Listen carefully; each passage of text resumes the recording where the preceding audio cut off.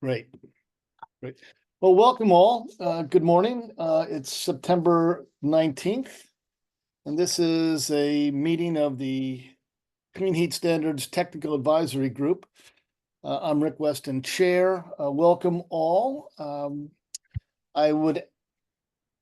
usual housekeeping at the beginning. I ask that everyone stay muted unless you are speaking, and that you raise your hand, your electronic hand, to get in to signify that signal that you want to speak. I ask that members of the public, non-tag members, keep their video off until and unless they speak as well. Tag members, we like it. We like having your video on, but that's you. We've got some guests, tag member guests today. I believe Dave Westman will be joining us from Efficiency Vermont. We've got Matthew Bakerpool for the DPS. TJ is not here. I believe with Sam Lair will be Tristan Brown, an associate professor of economics with SUNY. And Sam, actually, while you're here, while I think about it, you've got a new position. Tell us about it and let the tag members know what you're up to. Yeah, thanks, Rick. And apologies, I'm in transit today, so I'll be off video most of the time here. I'm starting a new role here as Executive Vice President of Molecule Group, which is a policy firm focused on international affairs around sustainable molecules generally. So moving from, an R&G focused role to a position that will really take in the broad spectrum of viewpoints on these resources. So appreciate the opportunity to share that, Rick, and happy to chat. Oh, he's definitely traveling. Okay. Well, good. Are there any other guests of tag members today? Yes, there are, Chair Weston. I'm joined by Molly Willard from our Forest Division. Great. Welcome, Molly. Emily Roscoe? Yeah, we have Ben Plotzker from Efficiency Vermont as well, and he'll be participating, if anything, as it relates to the Clean Heat Standard TRM work.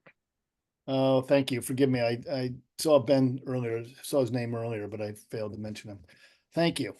Okay, well, let's begin then. We'll start with updates from the PUC. Deirdre's not with us today, but Dominic is. So, Dominic? Excuse me, Chair Weston. Approval of the minutes. Oh, gosh, thank you. Yes. Hang on, Dominic, I forgot. Yes, forgive me. Thank you. Brian. I hope you all had a chance to review the minutes of the last meeting. Is there any discussion about them? Are you prepared to approve them? And if so, would someone make a motion? So moved. Brian moved. All in favor, signify by raising your hand. Great. Okay. All opposed? Any opposed?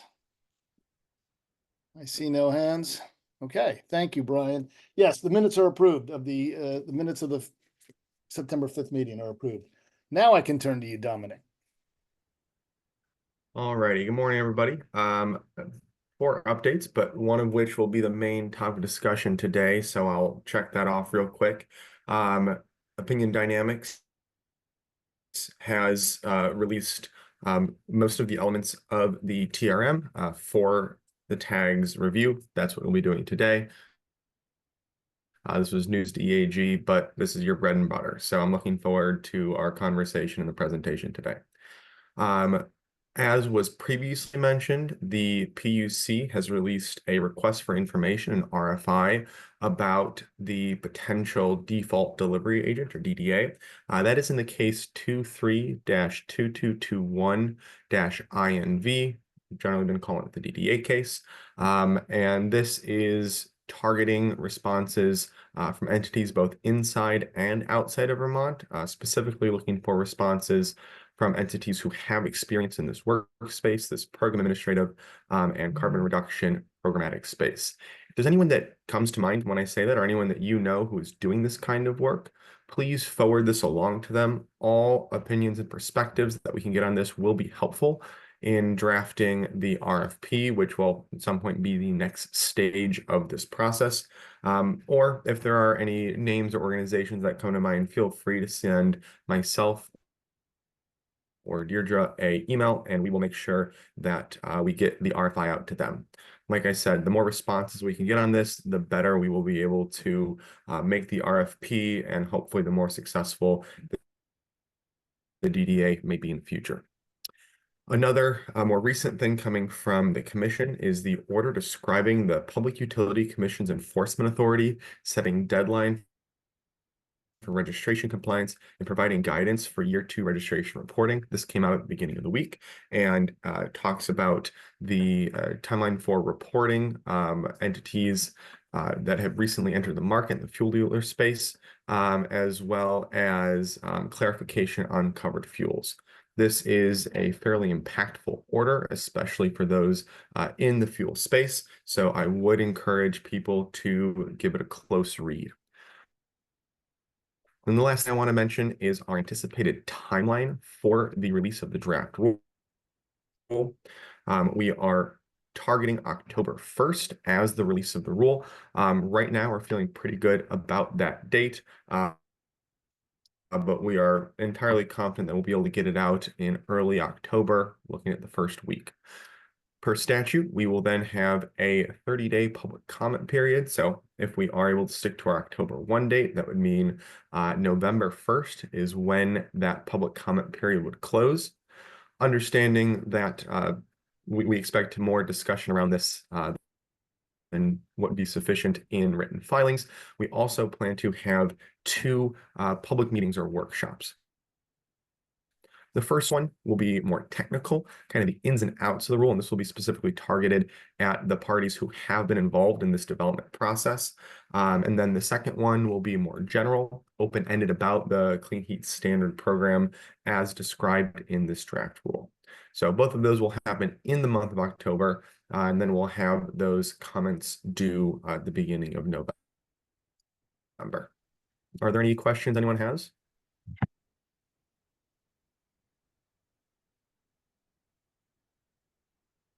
Matt. Just context, because it brought up a discussion, and maybe you all gleaned this already, but this essentially sets the open question or the verbalized discussion that we had about RCI. It puts it in writing. So it's clear from this order that the PUC's interpretation is that all of the listed fuels, coal, kerosene, propane, they're used for non-thermal purposes because their interpretation is the residential, commercial, and industrial sector. Then all will be reported in the registry, and all will be included in this process. So I think we have our answer, at least from the PUC's perspective. Legislature could change that, but as of now, we know. Thanks, Matt. Okay, great. It occurs to me that I, of course, should introduce, and you all know Catherine Morris. I just, for folks on this call, Catherine's our facilitator, and she's the one who manages really terrifically these meetings, and I'm so glad to have her with us. So, Catherine, I really appreciate all you do for us. So, thank you. With that, let's turn to, and I will turn to you, Catherine. Let's turn to the main event, our discussion, a presentation from, and our discussion with Opinion Dynamics. I guess I'll turn it directly over to Zach. He is going to be sharing his slides and presentation, as well as going over some of the questions that they received in advance. And then we'll open it up for additional questions. Great. Thank you, Catherine. Can everyone see my screen all right and hear me loud and clear? Fantastic. Okay. So good morning, everybody. Thanks so much for the opportunity to come present again today.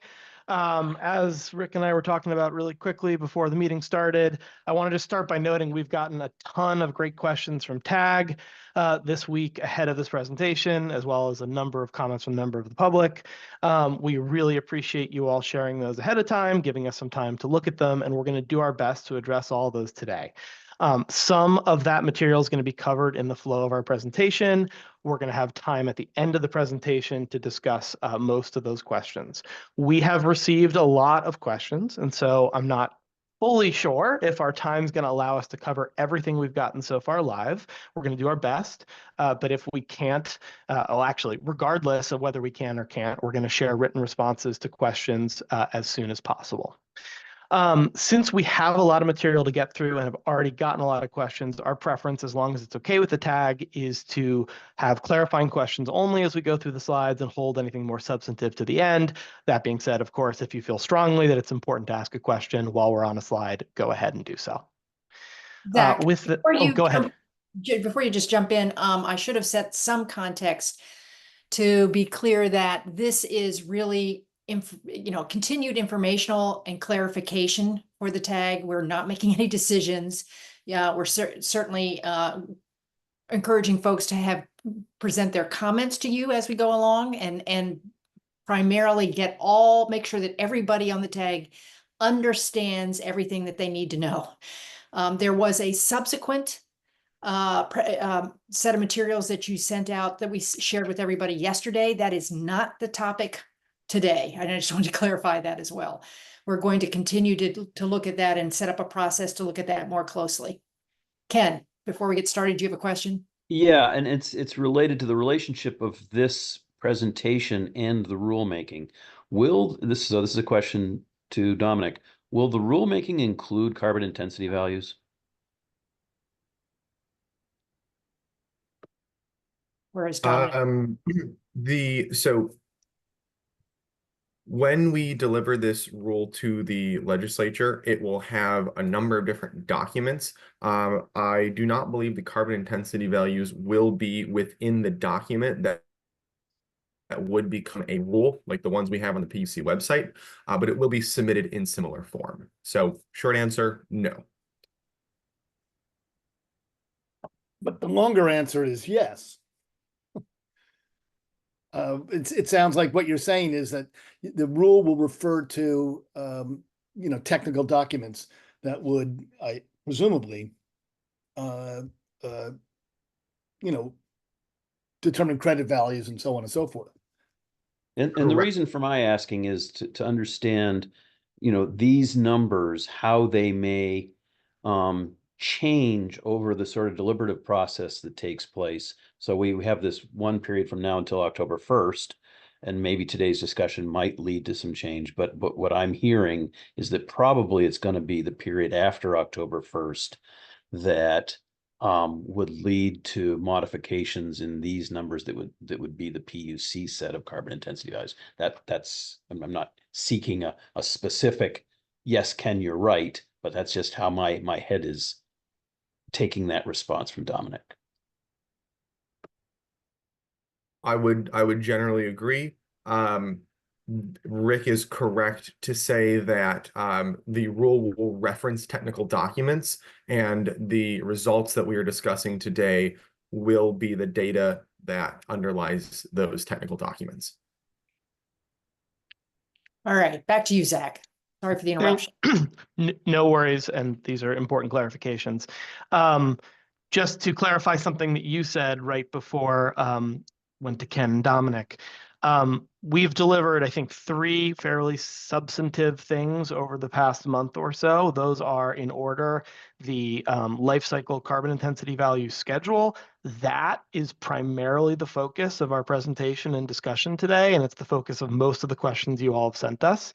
Then we've delivered fuel measure characterizations. You all offered some questions on those. We're not going to explicitly be talking about the measure characterizations themselves today, but they do relate to the carbon intensity values, and we're happy to answer questions related to those. And then third, we delivered the installed measure characterizations, which we aren't going to cover at all today. And you all surely have not had a time to review since they were just distributed to the tag earlier this week.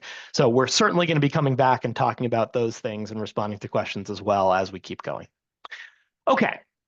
So just a little bit of background. You all have seen these first handful of slides already, but just wanted to refresh us all on what Act 18 requires.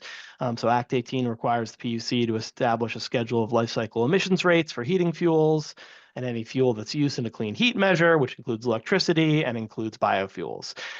We need these emissions rates to characterize the carbon dioxide equivalent emission reductions that will be produced by clean heat measures, both clean heat measures that are fuels and the installed measures. And therefore, we've developed this schedule, this draft schedule as of now, as part of our scope. Then Act 18 includes a number of explicit requirements for the development of the schedule. You all have already made some great comments with respect to these requirements and respect to our work, and we will talk through those. Which again, just want to have these up here on the screen for reference, and so we can go back to the text if needed. And then lastly, you all have seen this slide before as well, but we thought it was important to bring this up again here to clarify, right, that our work from our perspective, and as we've discussed it with the PUC and you all over the past number of months, is in service of developing a technical reference manual that will allow others, the DDA, et cetera, to easily use our work in implementation of the clean heat standard. And TRMs are a world in of themselves, right? There are some specific things that TRMs need to be able to do to be able to allow folks to use them easily. And sometimes TRMs, do things at a slightly higher level than you could do in a more detailed analysis. And you make simplification choices, right, as trade-offs to make things work more easily. I think it's important here, and Kevin will probably go into this as we get to some of the questions later, but I think we see the CHS, and I think you all see the CHS as well, as being a little bit different than something like the California, low carbon fuel standard, for example. We're not, our work so far has not been developing a registry of different fuel pathways, specifically following individual producers of fuels or things like that, right? And as you all have seen in our schedules, again, Kevin will go through this, we're making some kind of generalized assumptions, right, about different pathways for different types of fuels. So again, just wanted to say that to tee some things up. Okay, going to give you a quick outline of what we're going to do today. We're going to walk through our methodology for how we develop carbon intensity values through 3 categories. First, electricity. Second, liquid and gaseous fuels, which also includes coal. So I suppose it should be solid liquid and gaseous fuels, and then wood fuels. For each one of these categories, Kevin's going to talk you through the methods we used for developing carbon intensities and any of the primary assumptions we made. We're going to talk about how we thought about the biogenic carbon cycle. We'll talk about land use change, and we'll talk about transmission and distribution. Before I hand it to Kevin, I want to make one last set of points here. Not sure. I know many of you have had a chance to review our memo thoroughly. I'm not sure if everybody on this call has. And so to make sure everyone's on the same page, I want to start by clearly outlining some key points. A lot of the questions we've received are around these points, and we're open to continued discussion and revision around them, but wanted to just kind of clearly lay them out now so there isn't any confusion as Kevin walks through the slides. So first, our analysis for carbon intensities for these fuels did not include counterfactual scenarios such as flaring of landfill gas or handling of animal waste. Secondly, we also did not include associated impacts from land use changes. Kevin can talk about details of GREET a little bit more, but GREET has some inconsistencies in how it thinks about land use changes across different fuel types. Third, accounting for biogenic emissions from biomass-based fuels is challenging, and there's differences of opinion on how to do this. We've proposed an approach, and our draft values reflect that, but we absolutely understand that further discussion and revisions may be needed here. So Kevin will kind of address some of those things in line with some of your questions. One last point I want to make that we're not going to talk about any further, that we did get a couple of questions on. So there were a couple of questions raised around our reporting of what we're calling the eligible emissions limit, basically the cap on carbon intensity values that something can use to something can qualify as a clean fuel for. Just want to be clear, we've talked about this with the PUC. We don't see the setting of what that rate of decline is as within our scope. That's a policy choice, not a technical analysis choice. And so all of our deliverables where we present this, all we're doing is taking the minimum requirements in Act 18 that say, first you're at 80% of fuel oil, next year at 60% of fuel oil, and then in 2050 you go down to 20% of fuel oil. We just put that in as a reference. Doesn't include any additional analysis. It shouldn't be interpreted as a recommendation from our team. If TAG thinks it's confusing that we're putting it in that way, given that there has not been an actual decision made on the rate of decline or something like that, we're happy to remove it from our deliverables moving forward. We just don't want anyone to interpret what we've delivered as some sort of recommendation or analysis. Hopefully that's all clear. All right, I'm going to hand it off to Kevin in a minute to go through some details, but before I do that, any clarifying questions on anything I've shared so far? Okay, great. Kevin, I am going to hand it to you to start walking through the details here. Thanks, Zach. Want to make sure it looks like everyone can hear me. So before we get going, I don't know if Zach or Catherine has mentioned, I don't think I caught it, but if we can hold questions until the end, we just want to make sure that we're able to get through the slides. We only have a handful of slides to get through, so we're going to be moving quickly, and we'll have lots of time for discussion at the end to cover some of these pressing topics.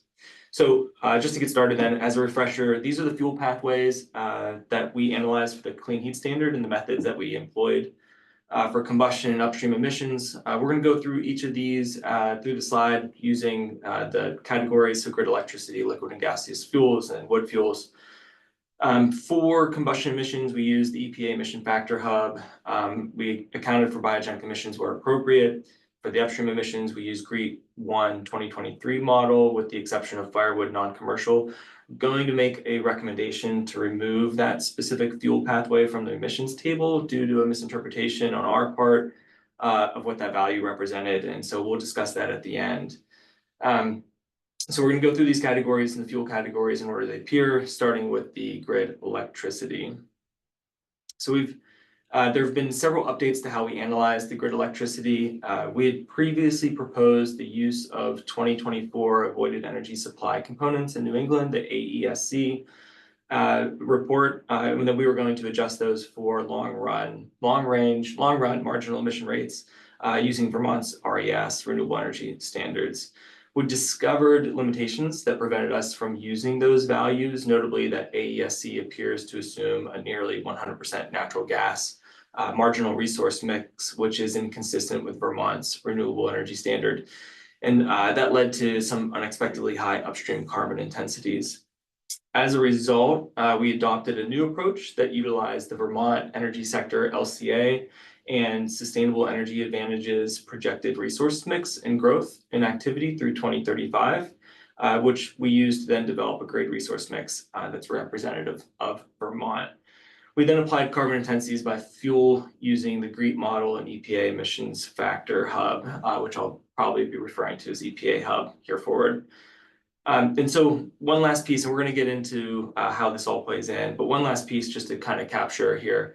Transmission and distribution emissions are accounted for in the measure characterizations, and that's pretty common for all of the fuels. So we won't speak too in depth about that, but each slide for each of these categories will reference that. If you go to the next slide, Zach, to help illustrate how we compiled or the compilation of the ESL, LCA, and C's data, we have these two figures. The figure on the left, figure 1, shows the transition to 100% renewable resources in Vermont's electric grid from 2025 to 2035.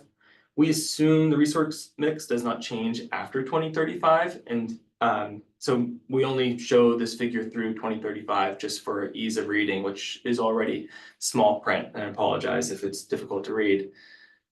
The way to look at this would be in 2025, this is Vermont energy sector LCA activity data. It's for 2020. Technically, we assume that it holds true through to 2025.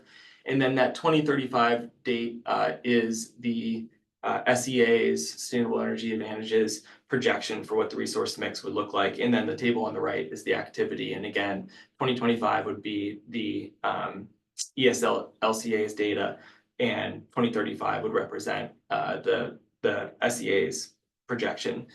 What you see is that nuclear goes to zero. The top grayer line, I think, is natural gas, which starts to goes towards zero in 2035. Run-of-river actually dwindles, getting replaced in part by Hydro-Quebec, solar, and then wind onshore. And what we feel like putting these two figures together with the 37% increase in activity in Vermont by 2035 is we feel that this ends up representing a realistic future of Vermont's energy grid. And to further demonstrate that, Zach, if you go to the next slide, to further demonstrate the implications of the two approaches, we compared results generated from both of those approaches, which are depicted here. To help you navigate this figure before I get into it, the solid lines are AESC values, the dashed lines are ESLCA and C values, and then the red line is that eligible emission limit, which is for reference only. We have several of these tables in the presentation, or these figures in the presentation here in the appendix. And so that line helps to draw comparisons between each of those figures. So there's three notes here at the top that I want to talk to. First, the AESC value represent long-run marginal mix of the grid that's adjusted for Vermont's RES, while the ESLCA C values are Vermont's grid average mix. This is not how we expected to progress forward, but again, as we previously said, there were some complications, and there was, in lieu of better data, we had to move forward with something, and so we chose to take the grid average mix. Interestingly enough, the two approaches, the carbon combustion carbon intensities are relatively close and consistent. You can see that in those gray lines that are dashed and solid that are almost overlapping. Where it starts to deviate is in the upstream emission, the lighter blue. You can see this solid line around 40 grams per megajoule of carbon equivalent emissions versus that dashed line, which is down around 5 grams per carbon equivalents.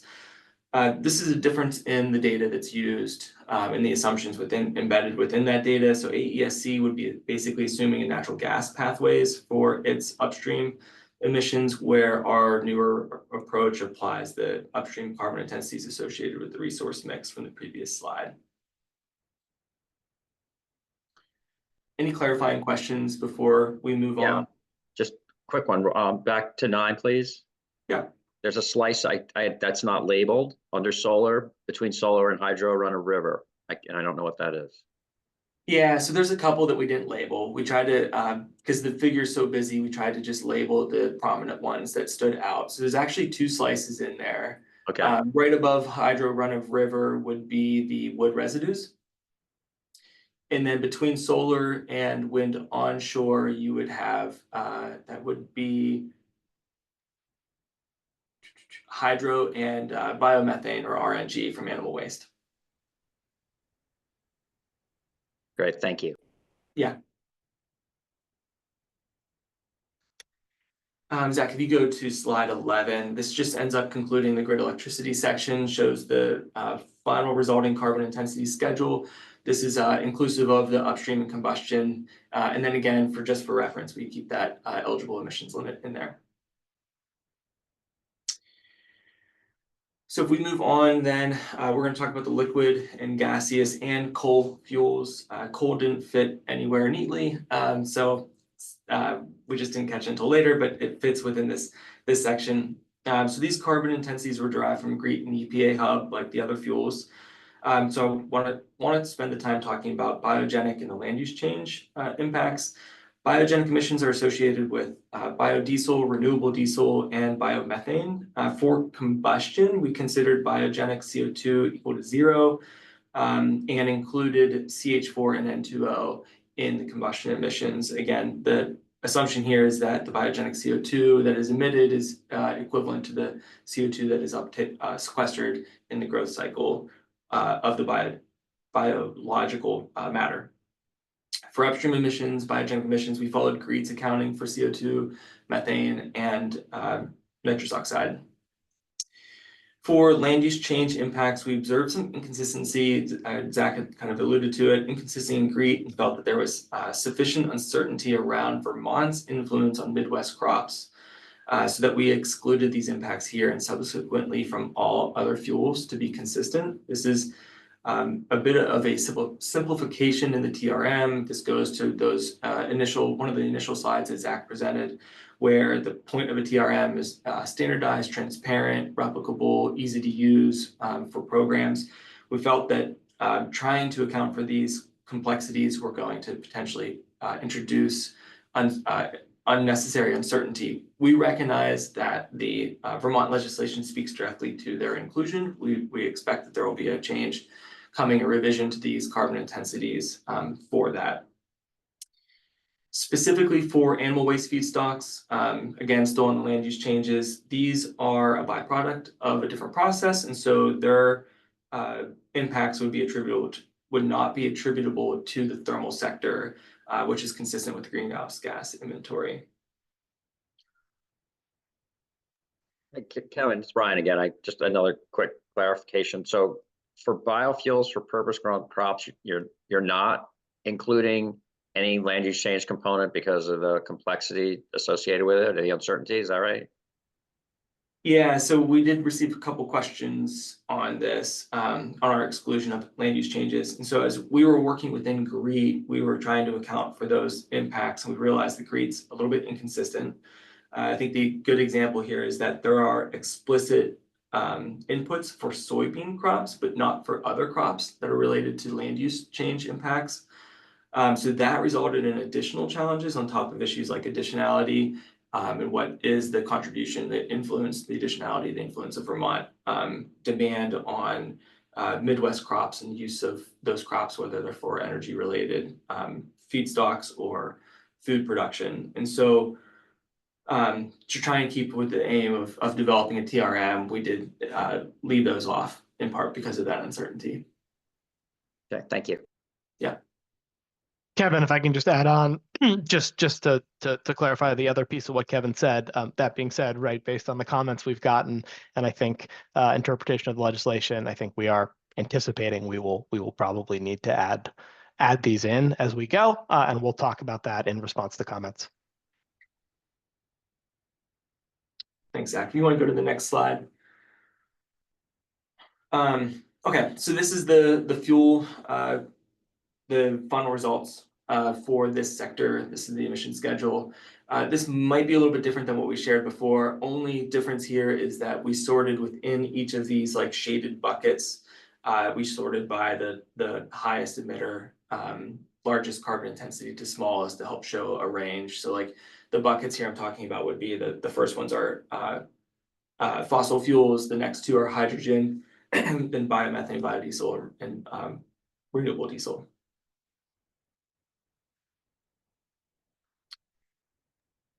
Okay, so wood fuels is the next section, Zach, if you want to skip ahead.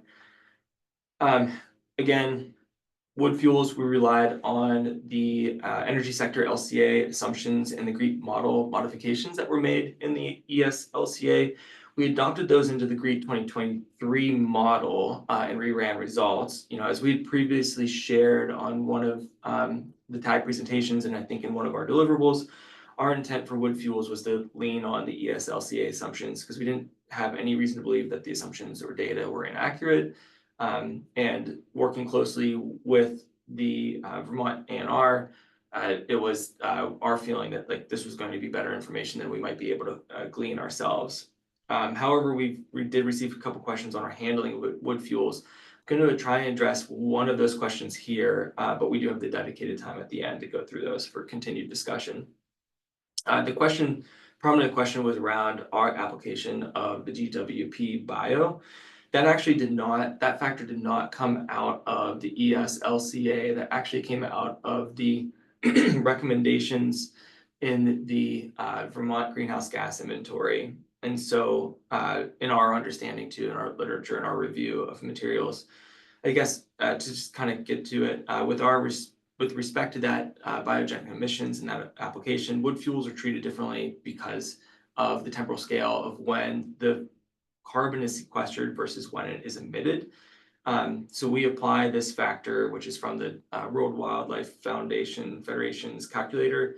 It accounts for that temporal difference between growth cycle of wood feedstocks when this carbon is sequestered versus the instantaneous carbon charge that is emitted at the time of combustion.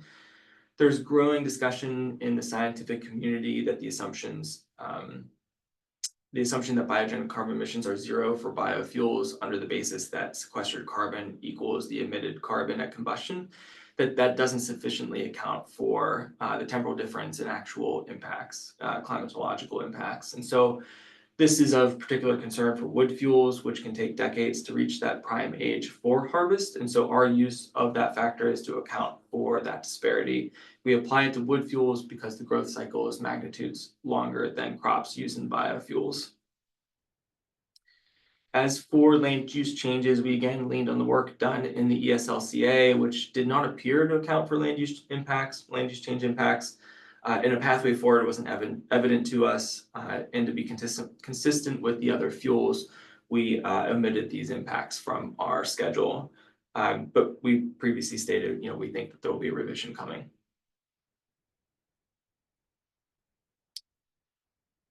Any clarifying questions before we wrap up this section? And Zach, you can go to the next slide as well. It just shows the schedule. We have one from Matt and one from Brian.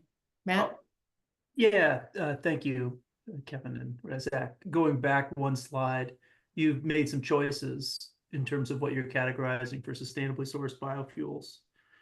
In one that we had made comments on earlier, but was not included in your chart, was renewable propane. And it's being distributed here by 2 wholesalers and distributed by multiple retailers. Why did you make the choice to exclude renewable propane from your list? I can take that one, Kevin, and thank you, Matt, for the question. So I think we had a section in our memo that went with the schedule that talked about this. And the primary reason it's not in our schedule right now is because the analytical method that we selected for the assessment of upstream emissions, which is GREET, doesn't have a method for directly calculating renewable propane emissions. However, as I think we stated in that memo, our choice to not include it in the schedule isn't intended from our perspective to imply that renewable propane shouldn't be eligible for the CHS. We think that it's a reasonable measure to include if we can come up with an analytic basis to substantiate Vermont-specific emissions for the fuel. So there's a couple of paths forward that we see with respect to this.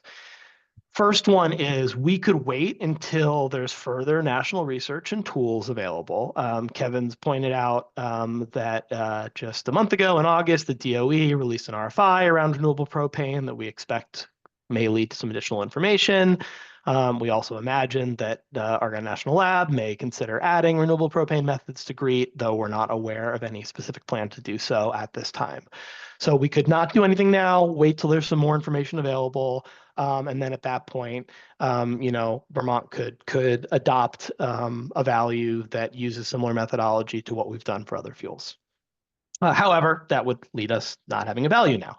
Another approach, if the PUC and the TAG feel that we want a carbon intensity value for renewable propane now, the only straightforward path we see to doing so is adopting a carbon intensity value from some of the programs on the West Coast. I think, Matt, your organization identified for us already that there's carbon intensities from the California Low Carbon Fuel Standard and the Oregon Clean Fuels Program.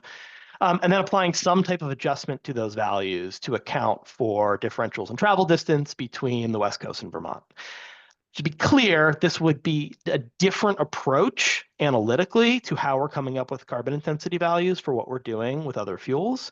And our understanding of how those carbon intensity values were defined on the West Coast is that they're using kind of simplified or byproduct methods of existing calculators. That again, there's not like a formal, this is an accepted methodology necessarily for doing renewable propane, but of course CARB and the other program administrators have accepted these values. So throwing those out there for consideration, we're happy to take guidance from the TAG and the PUC on this. And again, not at all intending to imply that we don't think renewable propane is a reasonable fuel to include in the CHS. Thanks, Zach. Absolutely. Brian? Question, Brian? Just a quick comment that, yeah, on the GWP bio, there was that 0.3 value that was in last year's inventory. It was an example of how that could be used. The current inventory talks about the concept of GWP bio, but I just want to make it clear that the agency hasn't, selected value for a GWP bio. We're just acknowledging in the inventory that there is this methodology that can allow you to account for emissions from from biomass combustion that might not be 100% sequestered in any particular year. Okay. And let's just give our comments to questions. And for the public, we have a public comment period at the end for the public to ask for other questions or have other comments. So if the public could hold your questions till later. All right, go on. Yeah, thank you, Catherine. Brian, thanks for the comment, clarification on the GWP bio. It would be good to maybe understand what is the agency's expectation if there's a decision coming or what more information there is. I think,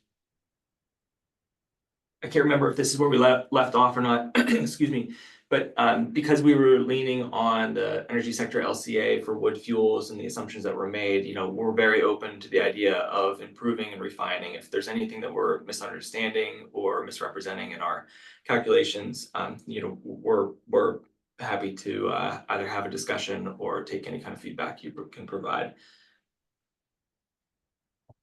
I don't think you touched on the transmission and distribution bullet. Did you? Yeah, I can speak to it very quickly. I had not talked about it. So this is just like the other measures. This is being handled in the measure characterizations. We won't be adding these into the carbon intensities. The idea there is that if we could put these into, and we did put these into in the fuel characterizations and measure characterizations, we did add these in as a gram per megajoule fuel delivered. So we could technically add these to the carbon intensity schedule, but we felt that it was better for record keeping and transparency to keep them separated, because it's something that we were drawing on a lot of assumptions and some that we don't feel like are probably the best assumptions for Vermont, but just the assumptions that we could find, we had to move forward. And so it's going to be easier to adjust those. And it also keeps it out. So what like the direct fuel upstream fuel emissions are, combustion emissions are, and then you just have this delivery component. And they account for, I don't have an exact number off the top of my head, but it's less than 5%. It might be less than 1% of the total emissions carbon intensity. So if they're not significant, they just kind of close the loop.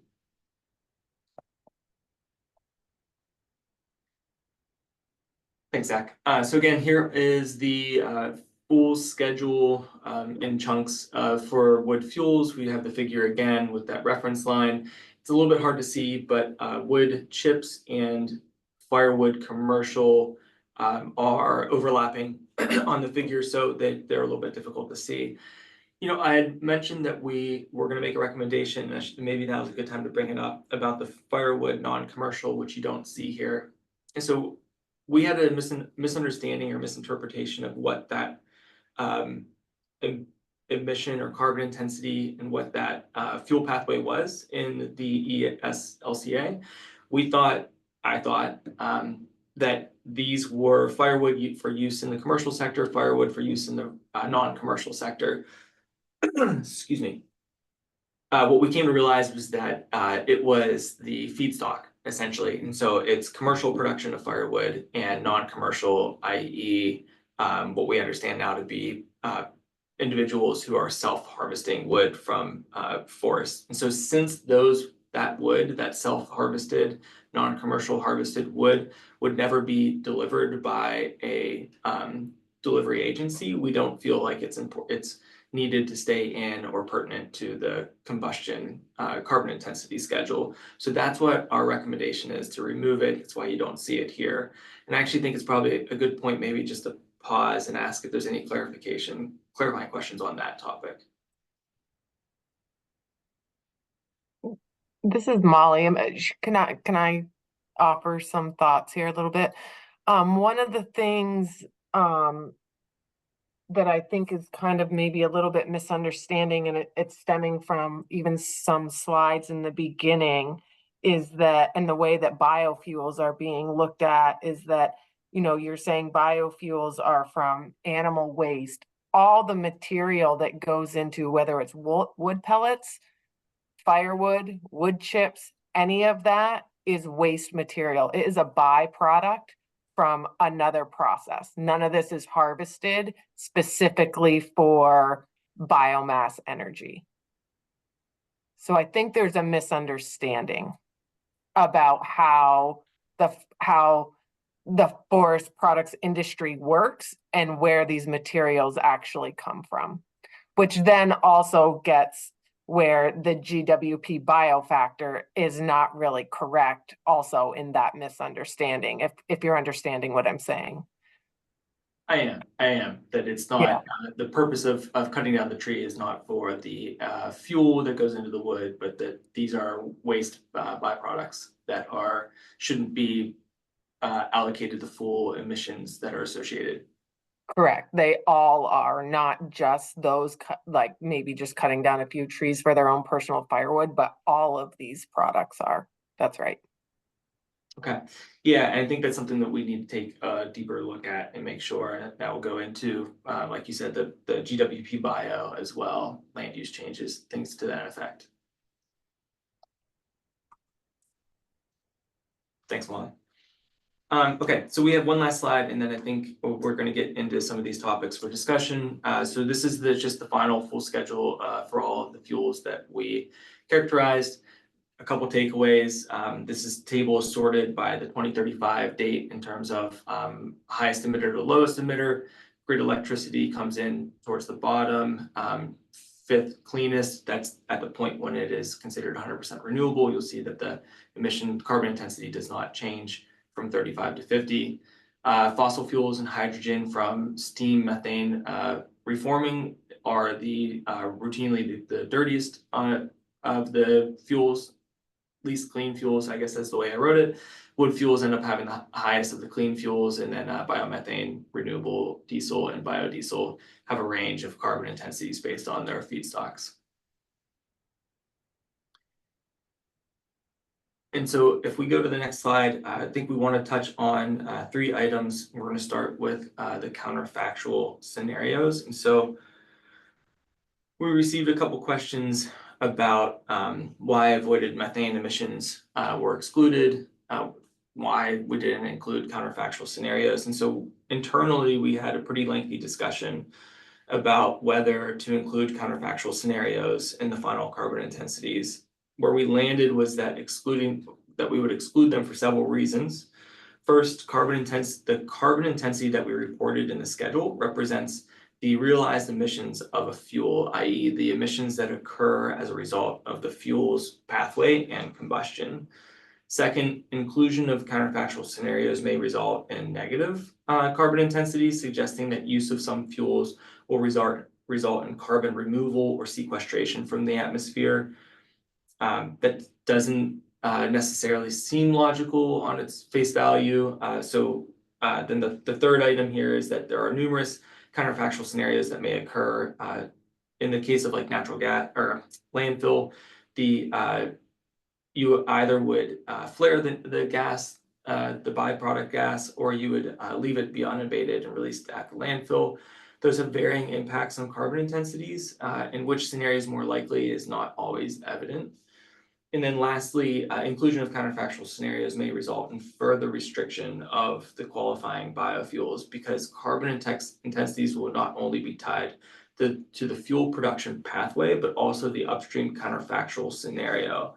And so if you think about that in terms of what happens to the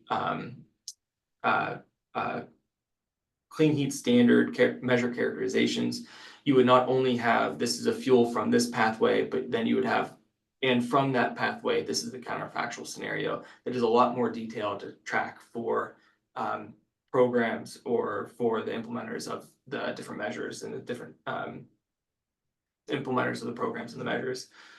And so we viewed the CHS more like a TRM in the sense that it's intended for ease of use, replicability, and transparency. So increased complexity may detriment one or more of those benefits of a TRM.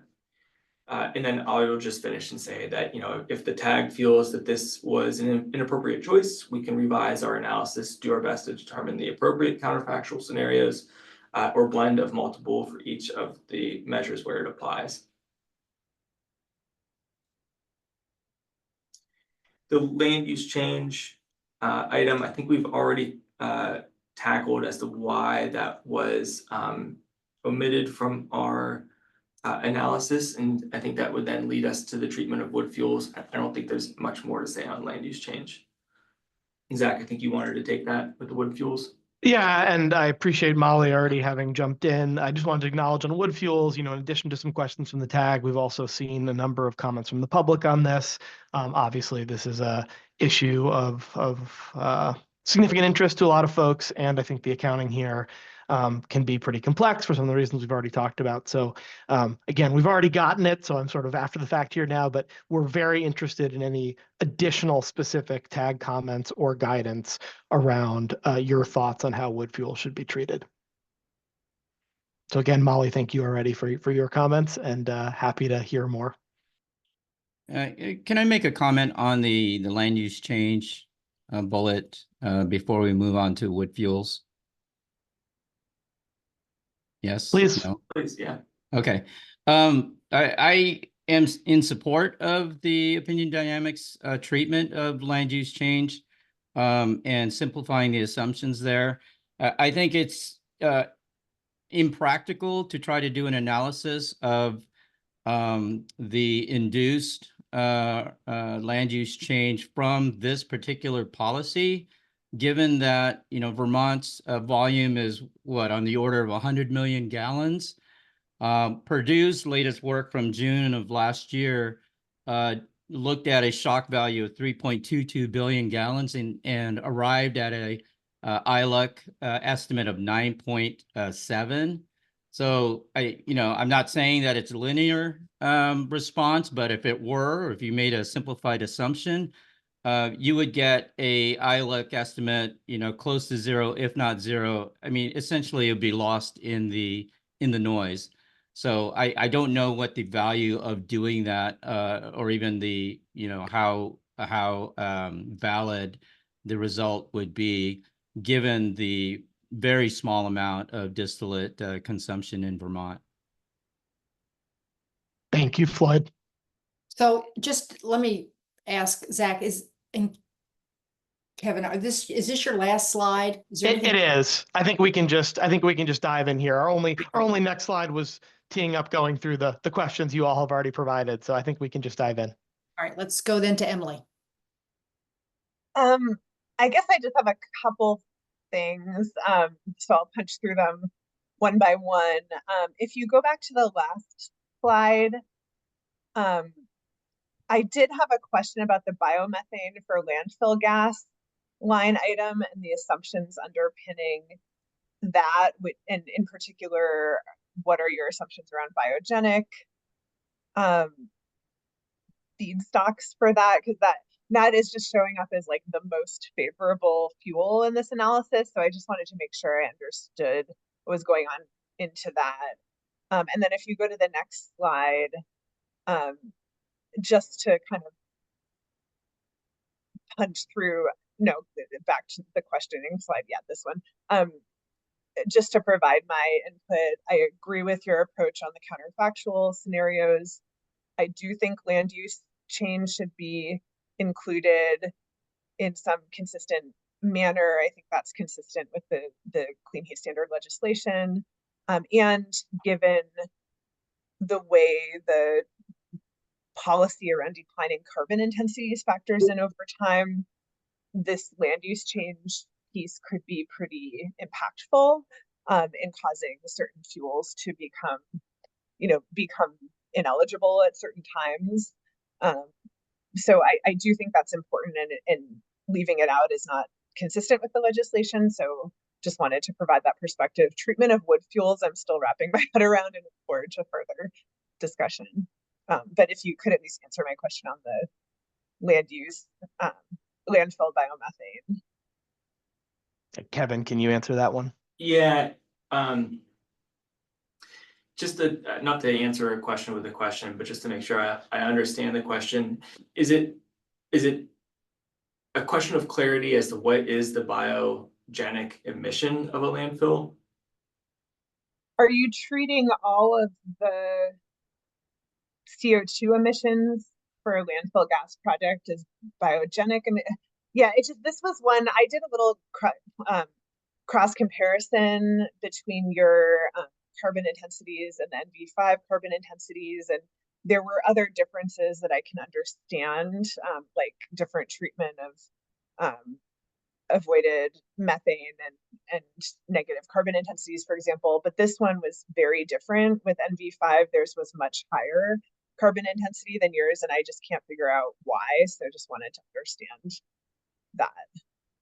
Yeah, and so we haven't reviewed or haven't seen like detailed on how NV5 characterized their fuels or did their analysis. And so if what we heard previously from NV5 is accurate, that they were using the LCFS values from CARB, then I would suspect that the issue's wrapped up in counterfactual scenarios, because flaring or unabated release of methane is very impactful. And so their numbers would be a lot higher for including those.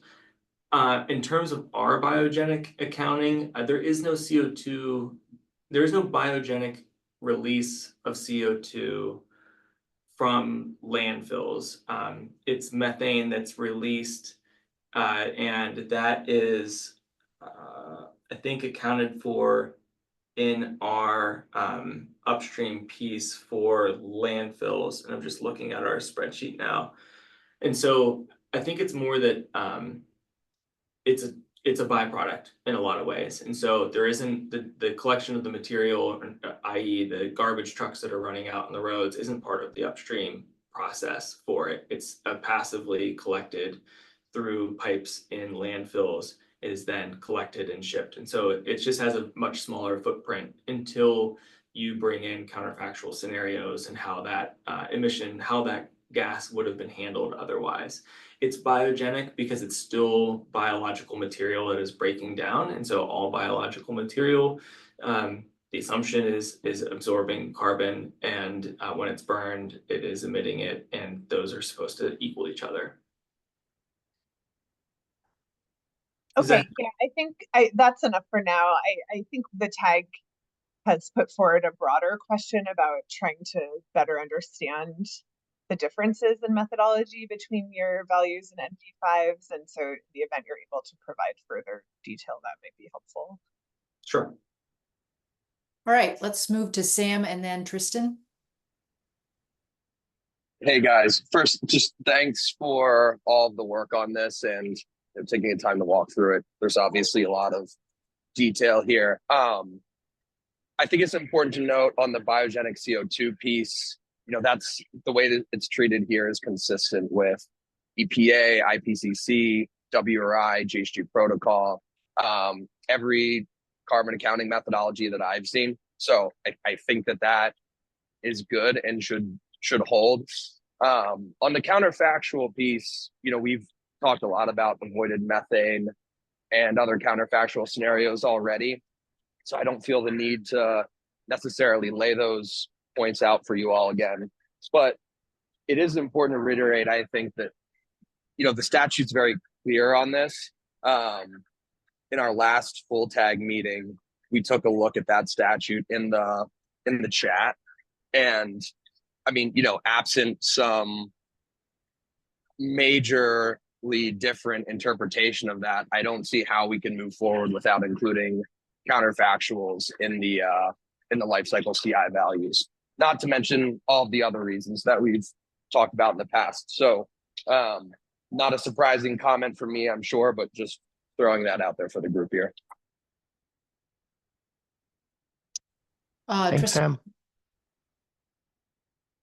Hi all, thanks for having me. Quick question, is it all right if I show a figure that's on my screen? how involved is this going to be? Not very involved, it's just a single figure. But Okay. if it's not if it's a problem, I don't need to do that. I mean, you can, Perfectly fine. he'd have to take his down and you'd have to share, so. Okay, no worries then. So I just want to address the issue of counterfactuals, because, there's been a lot of talk about, do you include counterfactuals, do you not? And in life cycle assessment, you always have a counterfactual, right? It's not possible to ignore counterfactuals when you're conducting a life cycle assessment. When you say you're ignoring a counterfactual, what you're really doing is just saying the counterfactual, the baseline is 0. And when you have a case like this where you have multiple sources of biomethane, that really becomes important, because in certain situations, like say a wastewater treatment plant, right, where regulations and laws already require capture and flaring of methane, your baseline is that, right? Your baseline is going to set aside any credit for methane abatement. You're going to set that to 0 because that's what's actually happening already. With something like animal manure, on the other hand, food waste, right? These other sources where the current baseline is an emission that is currently existing, then when you say we're setting that to 0, your assumption is not that you're ignoring it. Your assumption is that that is being captured and destroyed already, in the same way as you have with a wastewater treatment plant. So from a life cycle assessment perspective, what you're really doing is distorting the result, right? It's functionally impossible to say, well, we're just not accounting for it. You're always accounting for it. You're just attributing a number to it that's going to set those to the same. The reality is that because life cycle assessment works that way, every policy that utilizes life cycle assessment, whether it's the United States, Canada, European Union, that I am familiar with, does allow credits for methane abatement, right? Whether it's the RED II, whether it's British Columbia, whether it's Canada's new CFR program, whether it's what we have going on in California, Oregon, Washington State, the US EPA at the federal level, they all allow negative carbon intensity scores where the baseline is an existing emission that you're going to change. Now, the complexity issue, I don't think that you have to worry too much about that, for the simple reason that the GREET model does a phenomenal job of accounting for differences in that regard. It does a great job of accounting for differences in methane emissions between different types of equipment. This has all been very, very well studied, and all those programs I referred to earlier that allow negative CI scores, they're currently allowing them. They're currently analyzing them. They're currently calculating them. So there's the complexity issue. There's enough data out there. I think 15 years ago, that would have been something we had to worry about, but not anymore. The final thing I would just note is, if you do that, if you say you're excluding the CI score or the methane abatement, which again, you're just saying it to 0, that has a very distortional effect in terms of cost impacts. And the reason I say that is, a negative CI score, what you're really saying is you're getting the greatest amount of methane abatement for every dollar spent. And so if I put together some numbers, that was the figure I was going to show, which is just showing animal manure CI scores, how much it costs, how much RNG you actually have to purchase to achieve 1 metric ton of CO2 equivalent abatement.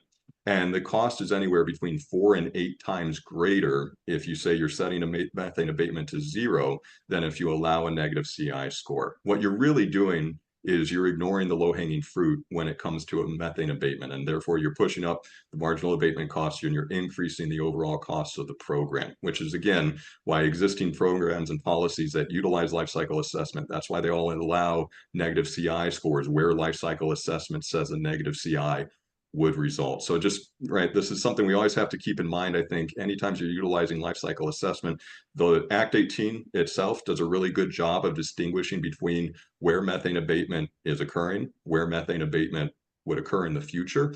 And so I really don't think you have to worry about ignoring that from a complexity issue. Thank you, Professor Brown. And if you have information you want to share with Opinion Dynamics, you can do that. Please. Yeah. Okay, if I go to Ken next. Ken, and then Floyd, I can come back to you and Molly. Yeah, so this is related to the wood topic. You know, in the early wood slide, you have a phrase there that that's inappropriate in the Northeast, or at least in Vermont, and that is the use of energy dedicated woodlots with short cycle, whatever the term is, you know, which does exist in the Southeast. People plant trees, they cut them down, and they use them for energy purposes, but that's not what happens here. And I know Molly mentioned the waste issue, but I want to differentiate that even further. And I don't know the proportion, but a significant amount of wood pellets sold in Vermont come from mill waste, not just waste, what I call woodlot waste, which is to take the low economic value trees and put them into the energy sector. But this is a place where wood is being used to make things like flooring, where there's a significant amount of sawdust. And that sawdust is converted into wood pellets. And the math there, the carbon math there, because that sawdust would have a very short period of time before it converted to carbon dioxide if it were put into an alternate use. Largely, my understanding is largely it's used for agricultural purposes, and it turns to carbon dioxide within a year or two. So that's very different than growing a tree, cutting a tree, turning it into wood pellets, and then growing another tree. So there's that. And then I know Molly can talk more about the waste wood, and people may not like that term, but it's low economic value wood that comes from woodlots. And the alternative, if you don't do that, it goes to this forest practice called high grading. And we need to have this discussion about what the role of use of wood for thermal purposes in Vermont and the Northeast is with regards to the health of woodlots.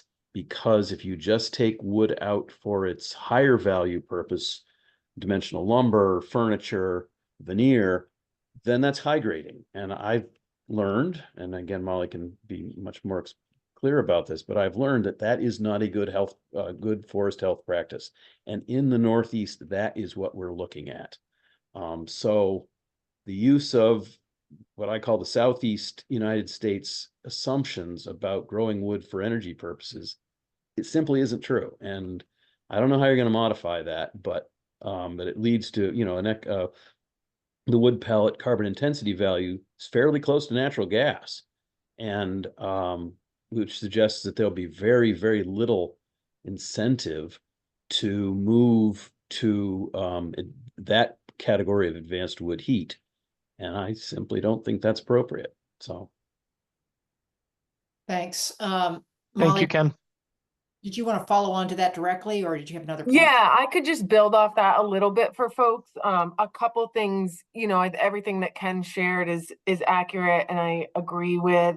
And I think, you know, just for the Northeast in particular, that's where it would be nice to get this aligned a little bit with what our initiatives have been. And that's where, when you go back to that first slide that you had, where it shows the future of energy, the energy grid slide, you see wood energy decreasing. Well, according to our strategic energy plan and our energy action network, I mean, we're planning to increase from 21% to 35% by 2035. So they're not really lining up with what Vermont has done thus far, nor how wood energy is looked at in statute, whether it's in RES, our renewable energy standard, and either in Act 18.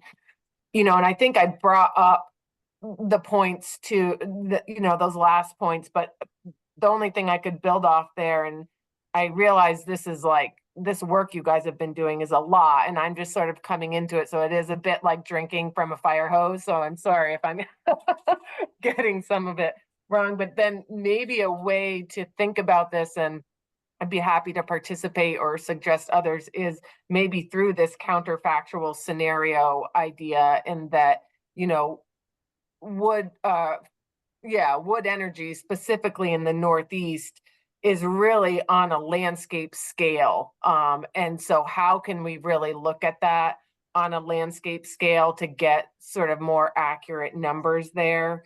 And then I think someone else also brought up just sort of standardizing how we look at this. And if you use EPA or IPCC and they're using the landscape scale, wood becomes carbon neutral. And it's accounted for in the land use change. So just some thoughts there and ideas about maybe how we could move forward. But again, appreciate being a part of this. And if there's anything I can support moving forward, happy to. Thank you very much, Molly. Super helpful and happy to keep hearing things as you have to add them. Can I just ask one clarifying question about the points you made? And I'm sorry, I don't have the numbers, but you had talked about how we had talked about wood use declining, and you had quoted some figures for us about wood use increasing. And I just want to be clear, were you talking about wood use for electricity generation or wood use in the thermal sector in general? Thermal sector. Yeah, okay. So just so there isn't any confusion, the projections that we talked about with wood declining relate to the use of wood for grid electricity generation. This comes from the Sustainable Energy Advantage study that I think the DPS had done for the RES. We are not making any statements here about our projections of the use of wood for thermal purposes. It's just for grid electricity. So thank you. I just wanted to make sure that we weren't wildly in disagreement with you on that point. So I appreciate it. Thanks, Zach. Yeah.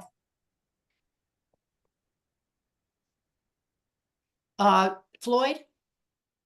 Yeah, thanks. So going back to the indirect land use change for liquid biofuels, I do want to highlight one of the points that Opinion Dynamics made, which I agree with, which is the vast majority of soybeans is grown in the Midwest. So any soybean-based biofuel would most likely come from the Midwest. And soybeans grown in the Midwest are subject to, are done so subject to the Renewable Fuel Standard, the federal program. That prohibits or disqualifies feedstock that is grown on land that was converted after 2007. So you don't have any indirect land use change with respect to the Midwest, simply because any feedstock grown there is going to be grown on ag production land that was already in production as of 2007. So wanted to highlight that for the folks here, and we can send you citations for that. The other thing I want to do is build on a point Molly made with respect to waste. If you go to the table for the carbon intensity values, you have, and this is a minor but important suggested edit. You see biodiesel from soybeans, biodiesel from canola. The issue I have with that is these are all waste products or byproducts, I think, as Zach or someone else mentioned. So renewable diesel from corn, for example, it's not corn per se, it's from the corn ethanol production process. So this is a byproduct of that distiller's corn oil, which is not meant for human consumption. And biodiesel from soybeans. Soybean is grown for protein. 80% of soybean, the bean itself, is protein, and that protein is used for animal feed, food production, and so forth. The 20% remaining is oil. Part of that goes into cooking oil and other sort of oil uses, and then the remaining goes to fuel production. So I want to just reaffirm or reinforce Molly's point that all of these biofuels are essentially waste products or byproducts of some other production process. So it's more accurate and less misleading to say biodiesel from soybean oil, biodiesel from canola oil, and biodiesel, renewable diesel from inedible corn oil, because those are much more accurate in terms of conveying where those things are coming from. We're not taking food, soybean, and converting that into fuel. We're taking a portion that's remaining and taking that into fuel, and we're not inducing any land use changes with respect to the Midwest. Thanks, Floyd. Emily? Yeah, I as I previously stated, disagree with Floyd on that issue. So I just wanted to register that. I guess I just wanted, going back to the wood fuels discussion though, I hear Molly and Ken on the point of, you know, we should account for where the wood feedstocks in Vermont are actually coming from.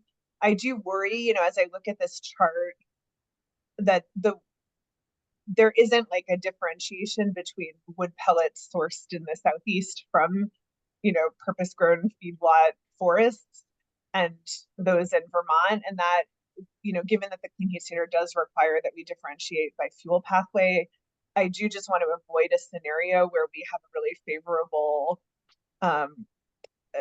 carbon intensity assumption for wood pellets that thus like attracts out of state wood pellets that are sourced in a less sustainable manner without differentiating that as a separate pathway. So that might lead us towards needing a little more differentiation in the pathways. I'm not sure, this is outside my expertise, so I'm not quite sure how to accomplish that, but that's a risk I see of like using assumptions that are very specific to Vermont, but without any constraint on sourcing it from other areas. It could attract, you know, things that weren't sourced so sustainably or well. And then on the offset piece, I just was, you know, just going back and looking at the law, I guess I have a question. I'm not totally sure if this language speaks to that, but in section 8127J, there's a provision of the Clean Heat Standard legislation. There's a provision, let's see, what's this on? It's under kind of the tradable clean heat credits and what counts for those. And this particular provision is called Delivery in Vermont, and it says clean heat credit shall be earned only in proportion to the deemed or measured thermal sector greenhouse gas emissions achieved by a clean heat measure delivered in Vermont. Other emissions offsets wherever located shall not be eligible measures. And so I do wonder about like that, you know, again, the biomethane from agriculture scenario. You know, I hear what folks are saying, but again, like I'm just sort of failing to see how avoided methane flaring out of state,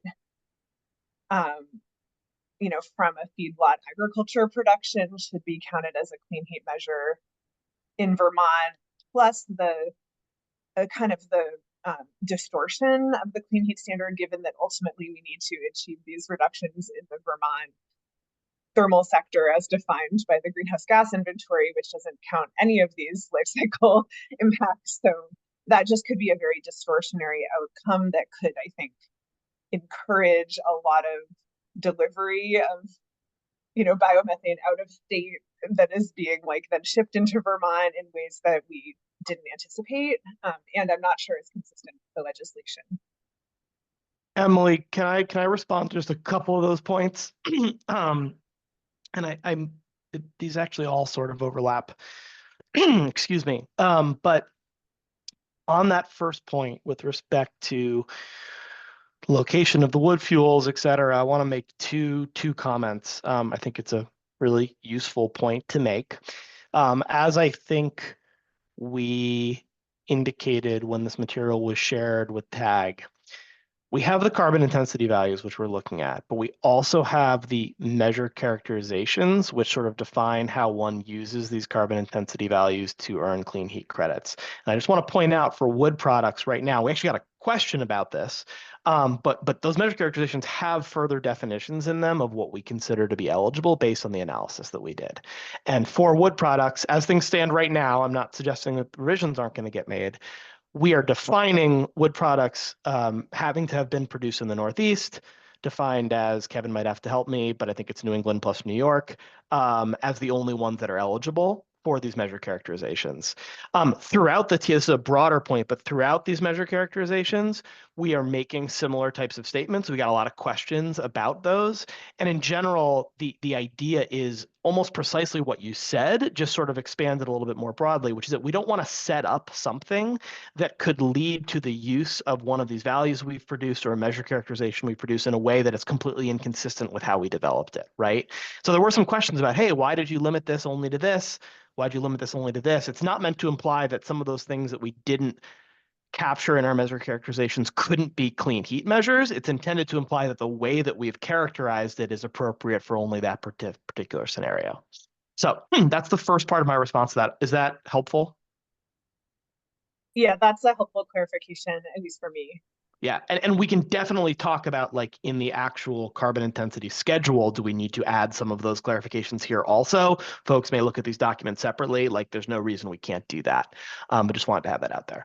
Second point, which is a little bit more broad, but I think it sort of touches on a lot of the things we've talked about, is that my understanding, and maybe Dominic can refresh my memory on whether this is right or not, or otherwise we can talk to Deirdre and Tom, et cetera, but is that there is a requirement that these carbon intensity values be revisited on a regular basis throughout the Clean Heat Standard implementation. And some of the things that Kevin has talked about where we said, hey, this is really tough, this is complex, et cetera, are things where we fully believe, even if our analysis happened to stay the same now, that in the future, these carbon intensity values may continue to get revisited and these questions may get looked at. So I'm not going to express an opinion on the land use change item right now, but for example, if we didn't capture land use changes today, to be very clear, and we can put this in our deliverables, our intent is not to suggest that it is inappropriate to account for land use changes necessarily, right? Our intent is to say, hey, with what we have right now, we haven't done it for X, Y, and Z reasons.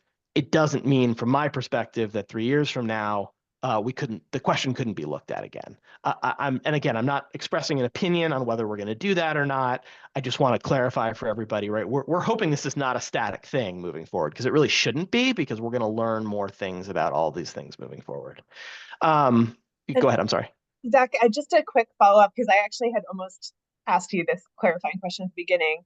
I really appreciate your point about the TRM not being completely static. And can you just remind us, or maybe this is a question for the PUC, but what in the law, what is the requirement, or what does it say about updating the TRM and at what frequency, just to ground us all in that?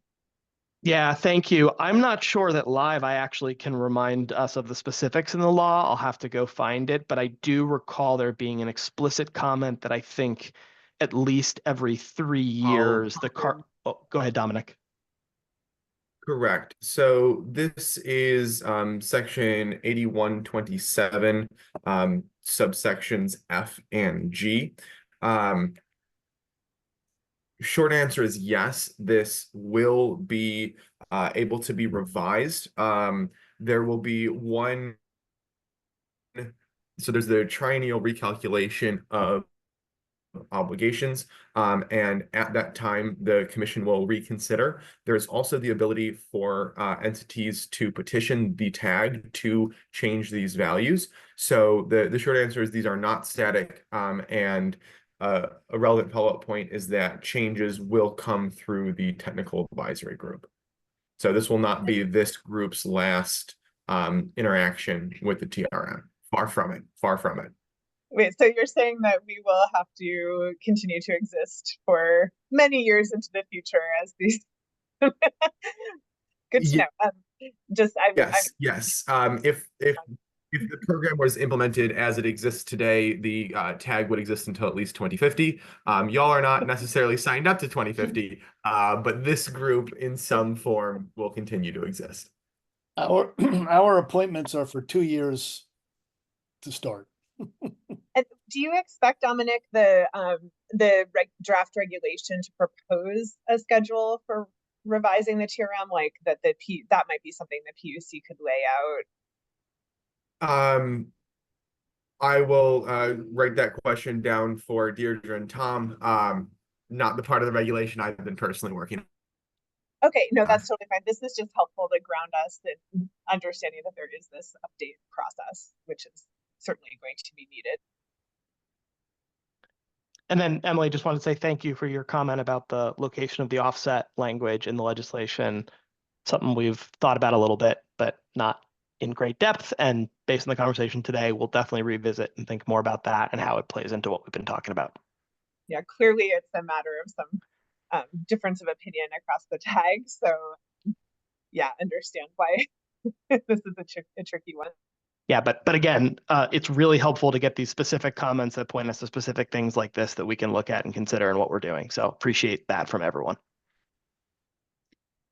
Right, I'm going to give you the last question, and then we're going to take a short break and come back to this discussion again after the break.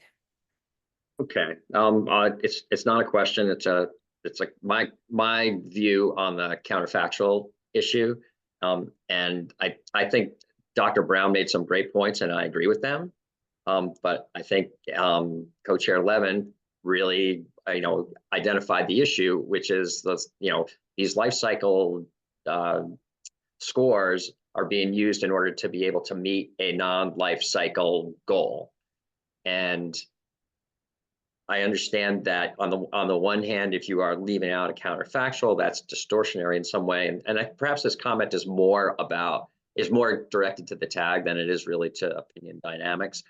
But my understanding is that the legislature included the life cycle analysis provision in order to prevent the fuels that would not have a carbon score or would reduce emissions in the inventory in Vermont, but that might increase emissions on a life cycle basis someplace else.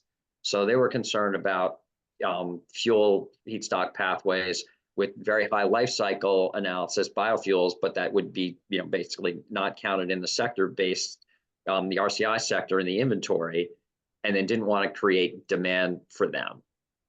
I don't think the intent was to say, we wanted,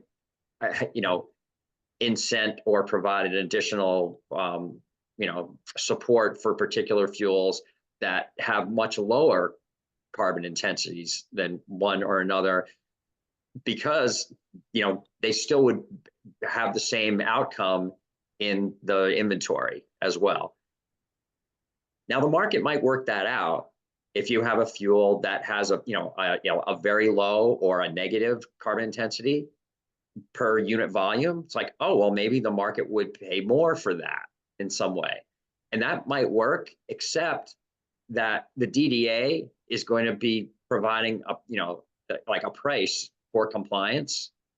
And that's going to be the default price.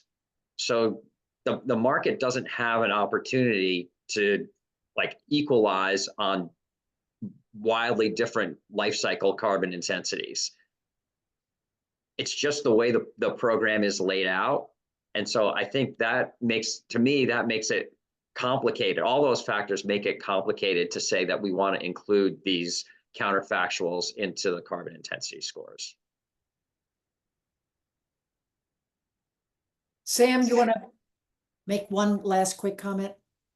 Yes, thank you. Just quickly, just want to reiterate part of the conversation we've had previously around inventory for the thermal sector versus life cycle CI. It is a complicated,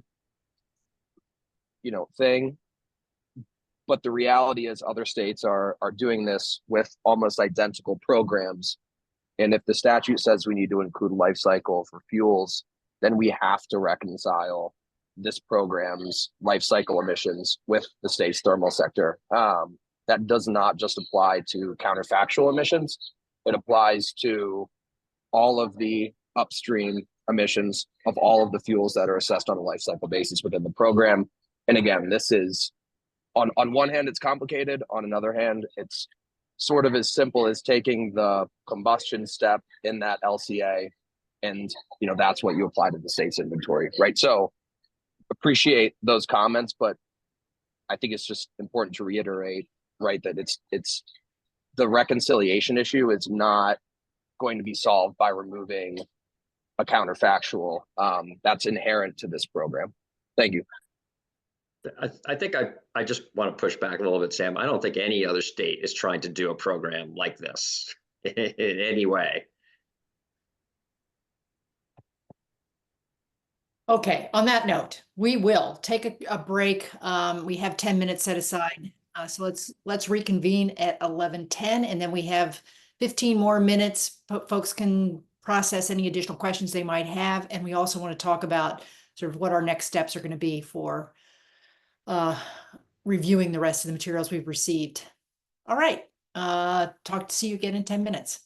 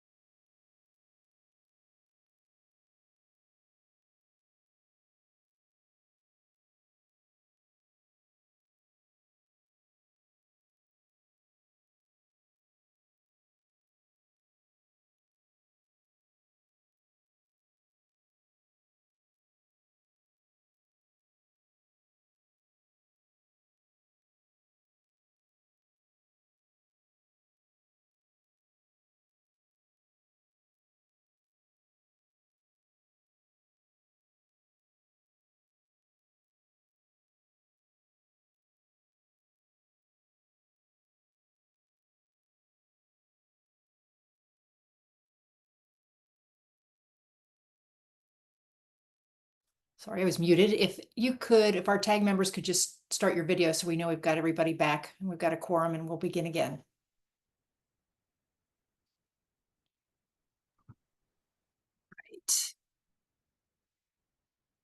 Right. And we had a suggestion during the break, which I think is a good one, which we would like to just reserve of the next 15 minutes, a few minutes for the public to have an opportunity to comment before we move on to our next topic. So for those in the public that wanted to respond specifically to the OD presentation, we'll reserve a couple minutes before we go to our next statement on Matt's memo. Well, I would suggest, Catherine, that we'll take public comment before we go to our discussion of next steps on this. Okay. Yeah, that works too. Because we'll still be in the subject matter portion. So Pike will put you in that queue when we get there. So let's see first if there are any additional questions from TAG members. We want to make sure that everybody, again, walks away with at least having the opportunity to have their questions answered or their comments heard. And yeah, I see Luce. Let me take yours first and then we'll move to Rick. Hi, just quick comment as a TAG member. I do agree with looking at the counterfactual elements for methane, landfill methane gas. I think that's really important. A reminder, this is not an electrification bill or act. This is supposed to be looking at alternate fuels. And I really want to, encourage that because I think about California and their electric rates and what that is and what is that going to do to our low-income Vermonters. We need to have some options for people and the market will help us with that. Floyd has mentioned how biodiesels have changed in California. That's encouraging. I think we'll see that. So we don't want to stop any of that from happening because we do still want some options market-wise. So that's all I have to say. Thank you. Great. Thanks, Luce. Rick? Yeah, just a couple of comments on the grid electricity emissions, emissions. I'm generally, happy with how they look. I've said this before. I do feel that it's really that what matters is Vermont's portfolio, and the marginal emissions that are produced by changes in that portfolio are really only detectable by comparing what would happen to what will happen, through a total emissions analysis in the same way that you do that you you compute marginal cost by comparing changes in total costs. I think we're fine with the emissions trajectory, though, as a general matter, for reasons, for some of the reasons that the gentleman from OD have given us. On the question of land use impacts, oh, excuse me, on the question, not on that, of Floyd's point about biomethane from crops really being from they're either byproducts or developed from waste products. And Emily's response to it, I would only say that in my view, this is much more complicated in certain respects than we're thinking. What really, from an economist perspective, what's really happening there is, of course, the joint production of several outputs. And there'll always be a question about what's driving the joint production. And the classic example is, of course, mutton and wool.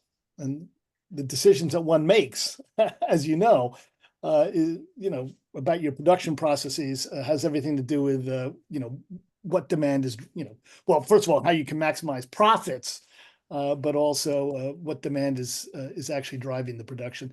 Harder question. I don't know that we could ever resolve it for our purposes here, but that's in the back of my head. And that's all I wanted to mention. Thanks. Matt. Thank you. More of a process question. I don't know if Zach could answer this, or maybe Dominic could come online, but as we're trying to change the portfolio of liquid and gaseous fuels so that they're more renewable, less carbon, we certainly think that renewable propane has a place. It's sold here now, used here now. Let's get it on the list and let's start selling it to reduce greenhouse gas emissions in accordance with the law. That's what we found from MV5. That renewable, stably sourced biofuels are how we get to the 2030 goal. So what I want to know is what's the process for making sure it gets on that list that the PUC then can attribute credits to. Matt, I can answer just from our perspective, which is we'll relay this conversation to the PUC. I think that option we proposed, looking at carbon intensities from West Coast programs and making some sort of professional judgment adjustment to it to account for transportation distances is not a challenging analysis to do. So I think we can put that together, and as long as the PUC doesn't have any objection with us sharing that with the TAG for TAG feedback, I don't see any issue with us doing that. But at the end of the day, from my perspective, it's up to them to give us some guidance on whether it's okay to be using a separate methodology as compared to the other fuels we're analyzing. So then the timing, though, this is important because we don't even know if this will even take effect. It'll be up to the legislature or the governor to determine whether we have all this work is being used or if it's destined for the scrap heap. So the question is when would you be able to receive that information so you to provide feedback so we know that going into the legislative session? Yeah, so again, I think the benefit of the way that we see to do this is that it's not analytically complicated. We're not going and running models. We're just going to take some numbers that are out there, probably do something similar to what NV5 did, do some sort of filtering process, right? Take the existing carbon intensities for the pathways that CARB, for example, has, and then just make some sort of hand adjustment. So I think we could turn that around very quickly. I don't think that's something that you all need to wait months from us. I don't know precisely what the timing of your needs would be, but I again, if the PUC doesn't have an objection, I don't see any reason we couldn't do that in a few weeks, maximum. Appreciate it. Yeah. Any other questions from their comments from the TAG before we move to public comments and questions? Okay, well then let's do that. Let's open it up to the public. And if you would raise your hand, your virtual hand, that would be super helpful for me. I can't see everybody. Pike. Yeah, I have first of all, a process question. Given it that Dr. Grubert has not been attending these meetings, it seems like there's a dearth of science represented at this table here. And I am wondering how we can invite some climate scientists. DPS invited today the forest expert who says that everything is waste wood. And I'd like a climate scientist to react to that. I'd like to invite Dr. Mumma, Bill Mumma, who has helped write 5 or 6 IPCC guidelines and can speak to the forest industry. The idea that the wood that is burned for heating and for electricity in Vermont is just waste wood is absolutely incorrect. I just put into the chat a YouTube video of one of the many chippers, whole tree chippers out there. Fortunately, we have very good data that's submitted to the PUC and to ANR about the wood that is burned at McNeil. The process for obtaining that wood is no different than wood that's harvested for any other process that uses whole tree chips. When we talk about, or when the forest industry talks about residues and waste wood, they're talking about any wood that's not commercially marketable at a higher price, such as a veneer wood or a saw log, etc. These are perfectly good trees from a climate perspective, and if they were allowed to grow, they would continue to store and sequester carbon for decades, maybe centuries. And to cut them and burn them simply because they're not going to turn into a veneer in 40 years is not a counterfactual I think we should encourage. The EPA has clear understanding of what what a burned tree does to our environment. And we need to account for that. So I'm beginning to lose my thought here. But well, I was going to ask if you could, I mean, certainly wrap this up, but I would like to give everybody a chance to speak so we could limit it to 2 minutes per person. Then I'll come back to you if we have time. But yeah, do you want to just complete your thought and then we can get some other folks? Yeah, so let me just, my final thought is the incorrect assertion that the IPCC guidelines state that wood combustion is carbon neutral. Just because on a landscape level, the forest sector, agricultural sector might still sequester more carbon than is currently burned. And in many cases, that's no longer true. Canada, the Amazon, etc. Doesn't mean that facility levels are also should be considered carbon neutral. The tragedy of the commons was identified decades ago, and it's just being propounded by this current administration, who wants to see wood products increased in Vermont because it creates a marketable and a local industry. The same process is occurring in Pennsylvania and West Virginia and Louisiana and Texas and Oklahoma for the fossil fuel industries. They want to preserve jobs, but that doesn't make it good for the environment. Thank you. Thanks, Mike. I'm going to need to interject really quickly just because there was a misattribution. The Department of Public Service did not invite any particular experts today. I believe Molly Willard was invited by the Agency of Natural Resources. Yes. Thanks for the correction. Laura Height. Yes, hi. I hope you can hear me okay. I just came back from the dentist. So I'm slurring, not drinking on the job, although sometimes I feel like it, like today. I just want to make sure that the TAG has reviewed the comments that PFPI submitted last week. We got them just before the subcommittee met, so that may be the reason why none of our questions were raised in the memo that Rick put together. But we raised a lot of questions for opinion dynamics with regard to the draft emissions rates for wood fuels.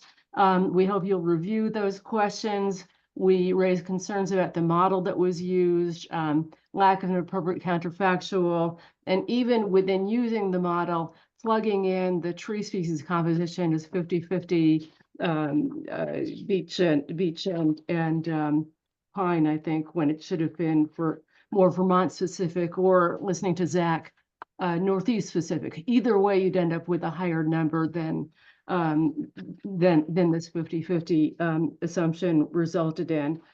We presented an alternative model that is peer reviewed for determining the range of potential outcomes in terms of the carbon emissions. And we raise the point that a range is more appropriate and more scientifically valid because there's a lot of uncertainties in the process. So I do encourage Opinion Dynamics to review that. I hope the TAG and the PUC also are looking at our comments. Thank you very much.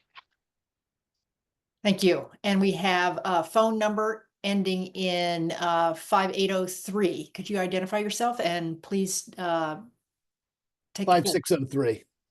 Oops, sorry. Certainly. And my Thomas glasses. Weiss. I have a question on the use of carbon intensities for non-gaseous and non-liquid fuels. As I read the statute, the declining carbon intensities only apply to liquid and gaseous fuels. So it's not clear to me why some of the graphs in the presentation show the carbon intensity value reductions required for gaseous and liquid fuels in conjunction with the electrical grid electricity and in conjunction with wood fuels. End of comment. Yeah, thank you very much for the comment. So our analysis of how carbon reductions, excuse me, associated with clean heat measures, which can be both fuels and installed measures, the way that analysis works for installed measures is that it will look at the change in energy use that occurs as a result of, for example, the installation of a heat pump replacing a oil boiler. And to do that and to be able to understand what the pre-intervention carbon output and the post-intervention carbon output is, you need to have life cycle carbon intensities for the fossil fuels that are themselves being replaced by clean heat measures. Is that helpful? It is helpful, although it's, as I read the statute, for example, it doesn't matter what the carbon intensity for wood is because that's clean heat measure in itself, perhaps. So a specific definition will help with life cycle analysis, won't necessarily help with inventory analysis, and wood is not subject to the declining carbon intensities in terms of being an eligible fuel. So I believe that last comment you made is correct from our understanding as well, because the statute, I think, specifically calls out liquid and gaseous fuels. But again, the way that clean heat credits themselves will be calculated is on a life cycle basis as we understand it. And therefore, you will still need the life cycle carbon intensities for all of these fuels in order to calculate the clean heat credits. I understand, as the TAC has talked about, that there then become questions about how you reconcile the results of the clean heat standard with the inventory, and I'm not qualified to speak to those questions. Thank you for your response. Yep. Okay, that seems to be the last hand I see from the public. So Rick, I'll turn it over to you to talk about sort of what our next steps would be. Thanks, Catherine. Next steps, folks. I've been talking to some of you offline about this. I've been giving it a good deal of thought. Here's what I see, just briefly, and it's not an altogether co-ate description of our immediate next steps or what they could be, but in the end, we're going to be reacting to what Opinion Dynamics produces in its TRM. And it sounds like we'll be reacting to a draft rule from the PUC. It's clear from our discussions that there are points of real disagreement amongst a number of the TAG members. At some point, we're going to have to speak on these issues to the PUC, and we'll probably, I don't want to, ordain anything, or preordain, if that's the right word. But we're probably going to find ourselves in a position on a number of the issues where we don't come to a strong consensus. I believe is the expression we've used to describe what we're not going to get unanimity on everything, but we've said that our desire is that we will operate on with the intention of achieving a strong consensus. And if we don't, then we're going to, I think, need to speak on those issues in some way or another and describe where our disagreements lie and what the range of outcomes could be. So, with all that in mind, we've set aside next week for another full tag meeting if we want it. I'm giving it some more thought. I don't know that we should have another or need to have another full tag meeting, but I certainly think we should use the time next week if there's a subgroup that is interested in getting together to discuss continue these discussions, but also to discuss the new submissions that we've just gotten from OD yesterday, and then start really identifying where we have consensus and where we don't. Which means I want tag members now to start putting on paper what their what their positions on various issues are, and we need to, of course, I want to make this efficient, and I got to give more thought to just what this ought to look like, and I will be talking to you all offline on this, but I think our next steps immediately are to have a discussion again about what we've gotten from Opinion Dynamics next week, and then to start clarifying where we agree and where we don't on immediate matters relating to the TRM, the draft TRM. So let me turn it. Ken, you have a thought? Yeah, I think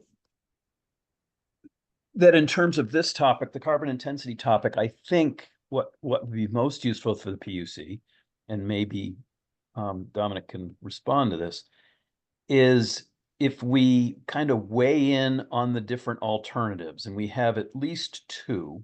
We have the work from NV5, which has carbon intensity values, and in some of the kind of critical cases, they have those negative carbon intensity values for some of the renewable natural gas products. And then we have the OD5, the opinion dynamic numbers. And if we could kind of weigh in as you've identified, we're not going to be able to come to consensus, but use those as the communication path to the PUC so that they'll have something specific to decide rather than, hey, we didn't like the OD number. That doesn't help. They need another number. So in terms of that topic, but I would also say, I don't want to do this next week because the product that they OD delivered yesterday has so much in it that kind of a parallel to what we did today with the installed measures pieces that they delivered yesterday, I think would be very productive, but rather maybe through a work group, through the development of a draft of that sort of table of the different carbon intensity values for the different fuel types. Again, not in a meeting. I don't think, because I think we've covered many of the different arguments that people have raised. I've heard a lot of them more than once now. But it is to kind of lay it out and then maybe at some point have a sort of a vote. Which of those numbers do each of us as individuals prefer? And then we can annotate those votes, and these are the reasons why we have a difference. So that's how I would suggest the carbon intensity, but I want to start on the installed measures next week. That's my preference. Sure. Well, sure. I hear you. Matt. Yeah, I just want to take a moment to appreciate the incredible amount of work that Rick Weston has put into this, because I'm just staring at this timeline here And I'm really having a hard time figuring out how this all comes together. Now, personally, I have something I have to be at on Thursday. I can't participate in the meeting. But I do want to dig into these installed measures. And furthermore, I really want to understand, because I don't right now, who does the work? Is it Opinion Dynamics? Is it input from the tag? Is it all done after we release it and comment on it? About how we establish credit values associated with carbon intensity, the carbon intensity values of the fuels or the installed equipment. In my mind, maybe in many of you've got this sort of sorted out, but trying to explain to those people that install those measures or sell those fuels how this analysis that we've reviewed will translate into credit values means a lot to people who are trying to figure out planning ahead if this program does in fact take effect. And so question for anyone, maybe it's Dominic, maybe it's Rick, which is, when do we get to that point? And is that something we propose, or we receive feedback on, or we provide feedback on? Does it come from the PUC? Does it come from a consultant? I honestly don't know. Matt, I had that very question was asked yesterday in a discussion, and I don't know the answer to it. If Dominic has some thought, great. Obviously, the CI measures will be the basis for credit values, but just what they look like, I don't know at this point. And I don't know the answer to that question, but I hear you. Okay. Dominic is live if he may have a comment. Dominic, did you want to add anything here? This will be an unsatisfactory answer, but my initial response, Matt, is once we settle on these values, then the translation to credit values is almost arithmetic. I say that because when we set like one clean heat credit is equal to X CO2e emissions, when a measure is implemented, all we need to do is track our before and our after, and that would actually happen for individual measures in the regular course of the program. That's something the department is assigned to do by legislation. This would be part of the register and verify credit. You lost Dominic. Dominic, you're sort of cutting in and out. Yeah. Dominic, you're still out.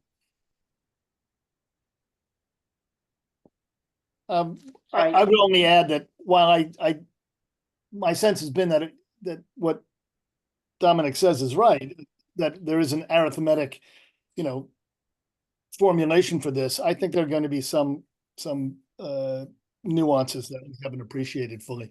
But Emily, if I could just follow up, Rick. Sure. So based on that understanding, this is our input with responding to the carbon intensity of the various measures. Once that has our input and that goes to the PUC is the one that does the arithmetic, and sure, we'll be able to review it, but we're not going to provide input, and we can't say, well, that thing got too much credit or too little credit or vice versa. We are working with the raw data now, and then they'll work with it. I'm just trying to summarize what I heard from Dominic. I don't know if this is true. Well, I think that's right, but it's not that we wouldn't. I'm not sure it's right to say that we wouldn't have a chance to respond to those values. It's certainly a task. It's one of our tasks, okay, set out in the statute.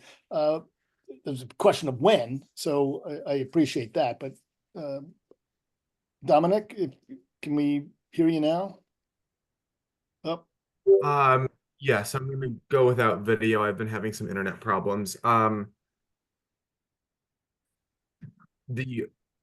what I tuned back in to be able to hear, assuming I didn't miss anything groundbreaking, I think your general characterization, Matt, is accurate, that this point at determining the CI values is the most crucial point, but I think you raise a very relevant concern, and that's something that we're going to huddle with Opinion Dynamics and make sure that we're not overlooking an important part of this. So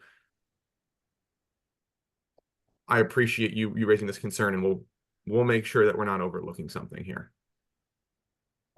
Yeah, and the last thing I'll say as I compliment our chair and all of us who've done all this work, which is it's a short amount of time before this thing goes live, or I mean, it becomes a draft rule that the legislature can consider. And until we know what that arithmetic is done, every company that is in the energy business is going to have a different reaction, and just the sooner the better. Yet I also understand that that's also on us. And this is a lot of work in a short amount of time. That's all.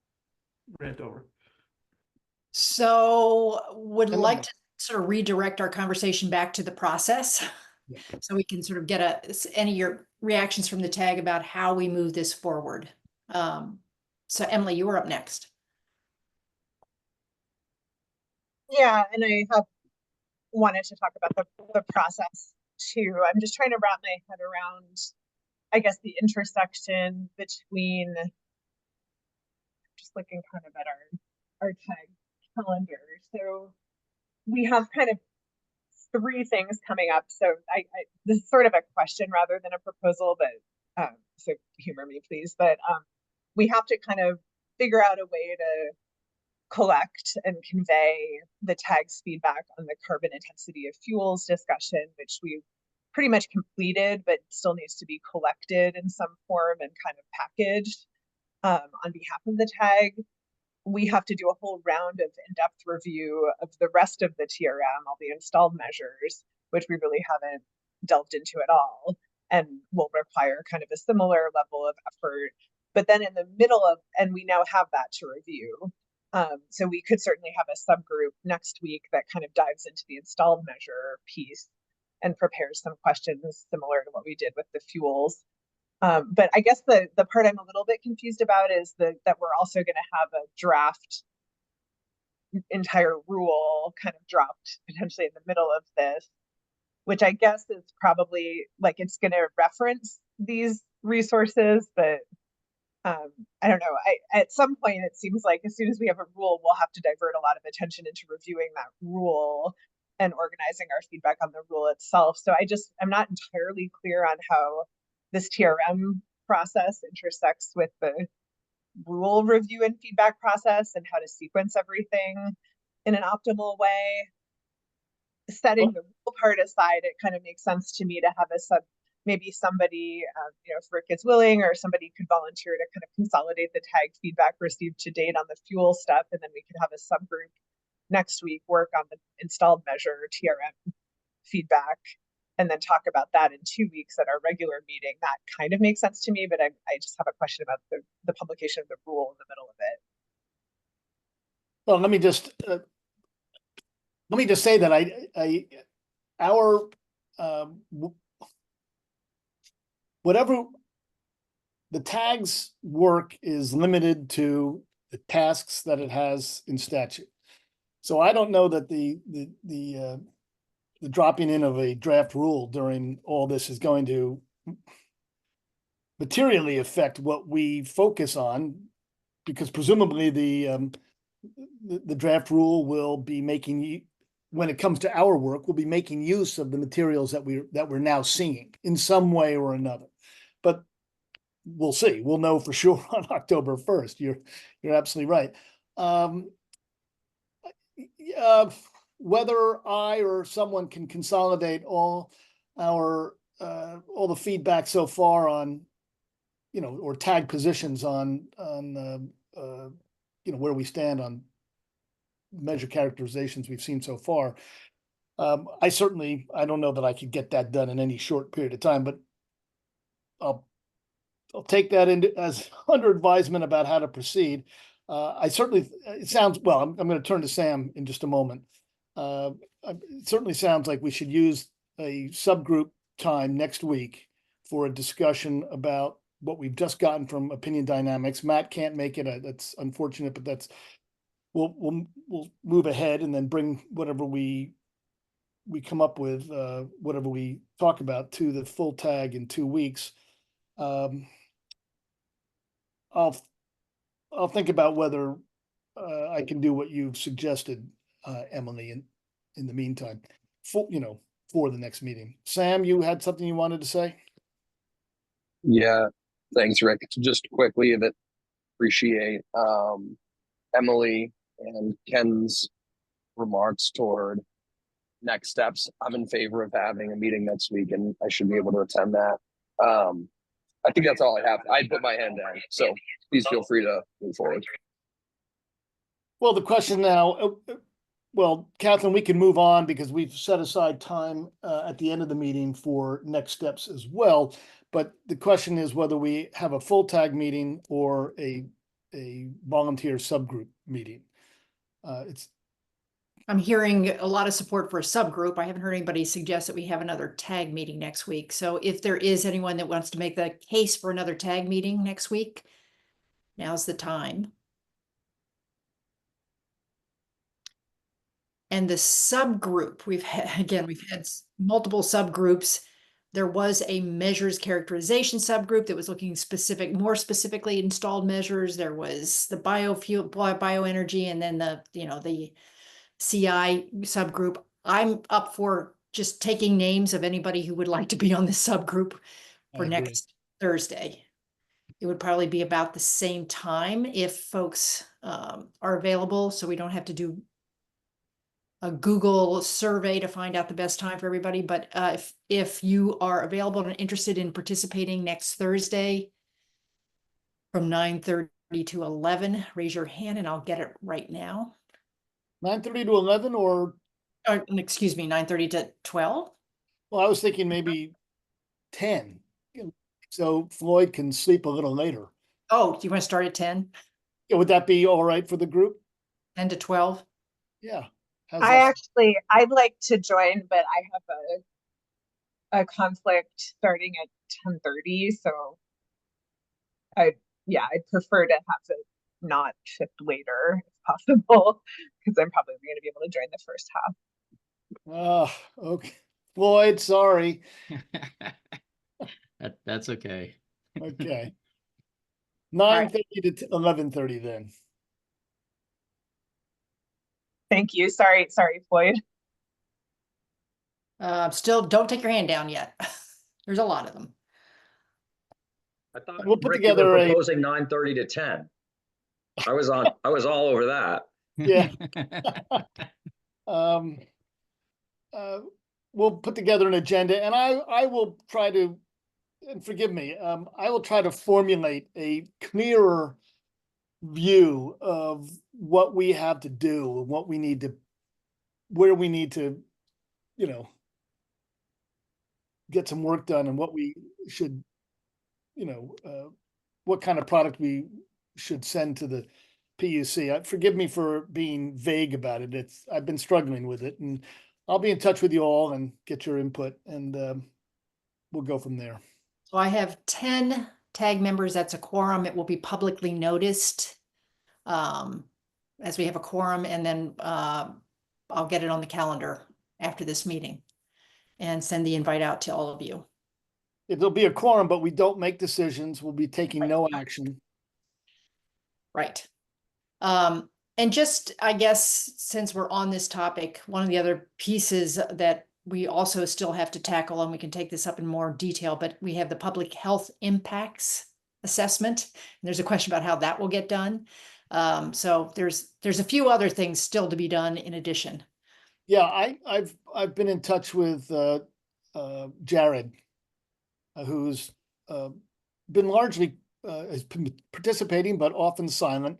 And I'm going to we'll put our heads together to give some thought to how to proceed on the health impacts or benefits side of this. So we'll come back on that. Certainly at the next meeting in one way or another. Okay. All right. Why don't we move to our next topic, which, Rick, I can show the document that you shared with everybody in advance and we can. Oh, yeah, Floyd had his hand up. Or is that just? I think part he's of the just vote? volunteering. Oh, okay. I got Right. it. Thanks. Yeah, would you pull up the draft? And what we were doing there is, let me just quickly introduce what the intent here is. We heard from Matt last week about several issues that the Vermont Fuel Dealers Association has described in its filing of July 29th, and then there was a follow-on memo of August 27th. And I think if this is a fair way to put it, Matt, you can correct me. You've asked for TAG support or at least some statement on the part of the TAG with respect to the issues you've raised, that you feel that these are critical issues that the TAG should weigh in on. We discussed that, and there was a general, there was generally the TAG said, okay, these sound fine. And some suggested language for such a statement was proposed, and I've tried to put it onto paper here. So that's what we're discussing, is whether a statement of this sort by the TAG can be approved and sent on to the PUC. I'll turn it to you, Matt. Is there anything you'd like to add about this, or any reactions one way or the other? Yeah, no, you've summarized it correctly. Whether the PUC asks us to weigh in on it, whether they create a straw proposal, it doesn't sound like they're going to do that, as they have been in the past, because they made a statement saying they wouldn't do that. Right. But these are fundamental questions for both heating contractors that install clean heat measures, and for fuel dealers that either install clean heat measures and sell fuel, or that just sell fuel. And we're not asking for guidance, but we're asking for just what direction is the PUC heading in determining how we pay, when we pay for obligated parties, and then how we can account for actions already taken or that will be taken in the future in terms of reducing that obligation. That's certainly something that we need in the rule. And as I said before, time is running out for TAG feedback. And if they want our feedback, do they want our feedback? I guess it's a bigger question. I don't know. Do you have any thoughts about the draft that I've put together? Yep, that looks great. The only it talks about PUC statement on credit ownership dated May 16th. My memory is struggling with the particulars of that. Yeah, we said a number of things. Let me state quite frankly that your memo talks about on this point, talks about your understanding of a position of VEIC with respect to credit Installed ownership. Okay, yeah. and I tried to avoid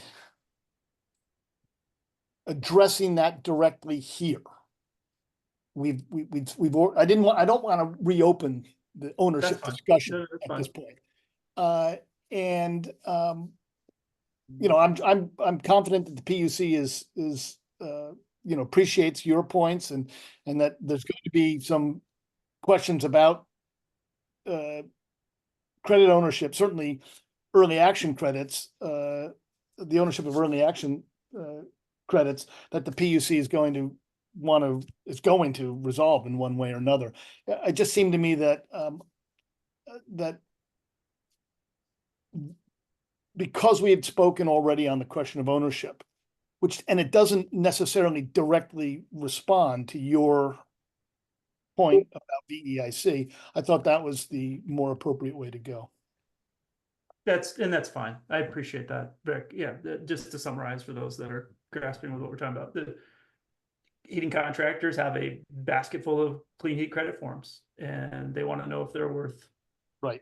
$0, 5 cents, or $25. They have no idea, and so that they're asking me, I've done all this work just as the state requires or wants us to do. How do I turn this job into cash? And my answer to them is, we don't know. Right. But I'll endeavor to find out. So, any other tag members have comments about the specific language? Yeah, Emily. Yeah, I have two comments. The first is this phrase, the FDA's recommendations, if adopted, should not adversely affect the implementation and administration of the clean heat standard as they relate to those matters on which the tag is statutorily directed to advise the PUC.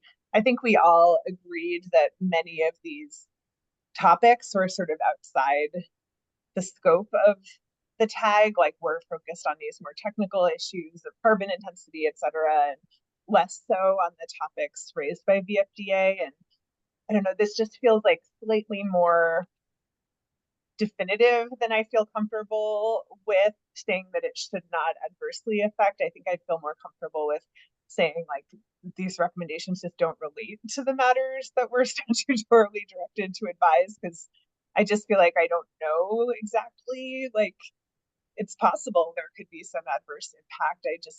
It's hard to say at this point, and it's hard for us to examine because it really is outside our scope.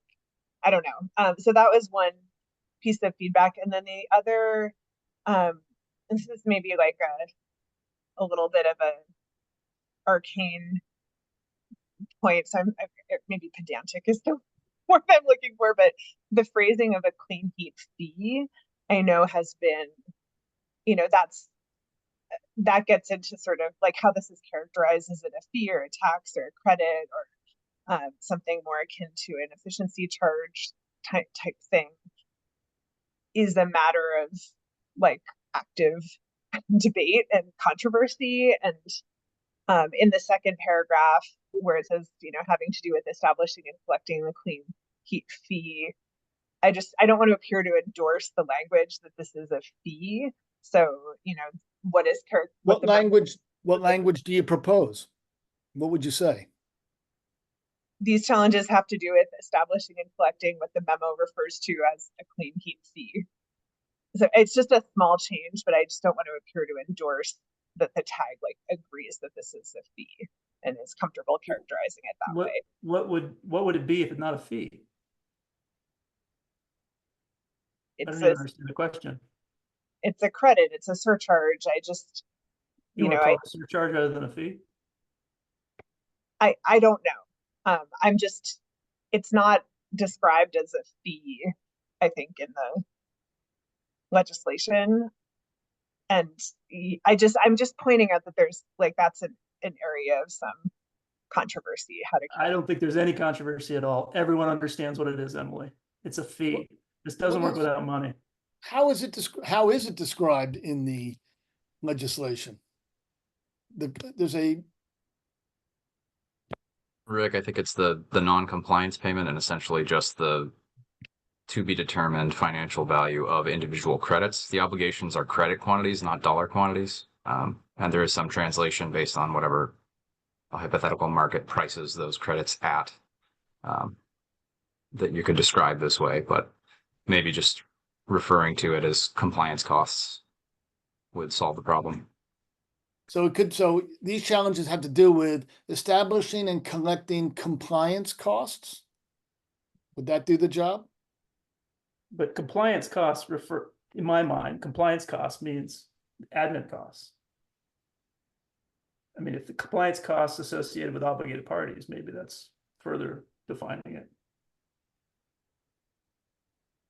But the mechanics of it is an obligated party who does not produce credits must pay something to something. Yeah. And we need to figure out how that mechanics work, or else we would like to have some input on it. And that thing is the credit costs. Right. Right, establishing and collecting. Oof. Okay. I'm gonna struggle, I'll struggle with this one, but I get what you're saying. I'm gonna have to go back to the, So I would just note in the chat from the PUC, section 8125A refers to a per credit fee. So there's your fee. No controversy. It's settled. Fee, F-E-E. Keep it in there, please. well, should we say per credit fee? Collecting Sure. the per credit fee then? Let's use that. Okay, collecting the per credit fee. Emily, with respect to your first point, I would say that the language that you proposed, I would say almost makes the statement unnecessary. You know, we don't know. When we discussed it last week, there was a general feeling that we didn't think that what the VFDA are proposing in items 1 and 2 would have adverse impacts on the things that that the tag is focused on. I appreciate your point. I think I would argue that that there are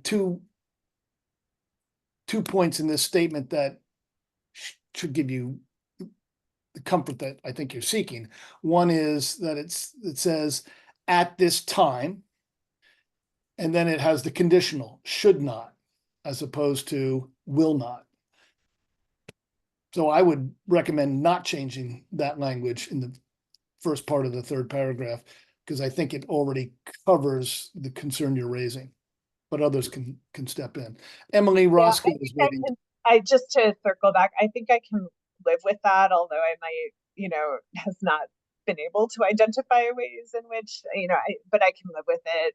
On the clean heat fee, I mean, another aspect of the concern was making it seem like it was just going to be one fee. So per credit fee, as used in the legislation, is better, and I'm totally fine with that language. Great, thanks. Emily Roscoe? Thanks, Rick. I agree with Emily's comments on this memo, and generally feel that this is outside the scope of the tag. I appreciate Matt's comments and points in his comment, but also feel that parties participating in this proceeding have had the opportunity to agree or disagree with these points via filings and reply comments. So I don't feel at this point that the tag should move this forward.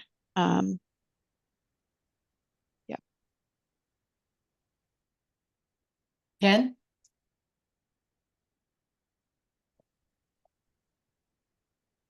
Oh, you're muted. I went through our history of meetings and the various topics we've discussed, and then looked it kind of followed through on Matt's suggestion, especially, to be specific, it's this assigning credit requirements based upon real-time sales rather than retrospective sales. So I don't think, to be consistent with the language here, I don't think that change to go to real-time versus retrospective affects what we have discussed. That's why I think it's important for us to send this along, that a proposal such as Matt is forwarding does not throw the work that we've done in the dustbin. So at least take away that we're really changing the program, and that means we have to go back and revisit many of the topics. I went and looked at our topics, and it doesn't. And I think we did discuss this last meeting, that going to a real-time versus retrospective assignment of credit requirements doesn't. And so that's why I do feel it's important, because if we don't say that, then I'm not sure the PUC, I don't want to force the PUC to have to go through each of the topics and pose the question to themselves, well, does this affect previous work that we've had the tag address? So I do encourage us to move this communication forward to the PUC. I think it helps them consider the impacts by using our input. Thanks, Ken. Floyd? Just quickly agree with Ken's points for the reasons he brought up. And as I mentioned in last week's, I think it was last week's or last tag meeting, in my opinion, the recommendations that Matt put together are, relevant for the implementation or the viability of the program, and therefore is within the scope of the tag's work. That's my opinion. But again, the nuts and bolts matter, right? The details matter. We could talk as much as we want about the theoretical and the abstract, but when, at the end of the day, the program has to be able to work. And the things that Matt raises in his memo are those things that are going to help make the program work better. So I'm in support of forwarding those as well for those reasons. Great. Thanks, Floyd. Is there any other discussion? Anybody else have any thoughts? If not, Luce. Hi, just a quick comment, because in the statute, it says the market purchase of clean heat credits, and wondering if that would be a substitution for clean heat fee, so that the word fee isn't in there. I thought we say that again. What is it? What's the word? We have these challenges have to do with this. No, that I understand. What was the replacement language that you suggested? The market purchase of clean heat credits. Is that too? Because that is what we're talking about, right? I mean, they're going to need to get clean heat credits. Right. Just because Emily had that concern of the word fee, so that's all. Right. The reason why, I'm sorry to interrupt, but there's three different payment methodologies. One is you buy it on the open market. That's what Luce is referring to, and that is a thing. But it's not just that, because if you can't buy it, you can't show it, you have to pay the DDA, and that's your fee. And if you don't pay the DDA, or if you lie on your form and there's not enough credits in your bank account when you come to pay, well, then that's a fine. And that's 2x the fee. It's all clear to us. We just don't know how to pay it. And if we don't know how to pay it, this program doesn't work. Please, PUC, tell us how it works, because we don't have it now. Yeah, I would say that in this case, per credit fee would probably be the best language as a concept in light of that, since it is in the statute. Any other tag comments before we take public comment? Because after public comment, we will be taking a vote as to whether to adopt this with that one change, to adopt this statement and move it forward to the PUC. Any other tag comments? Okay, public comments. Any public comments on this specific statement?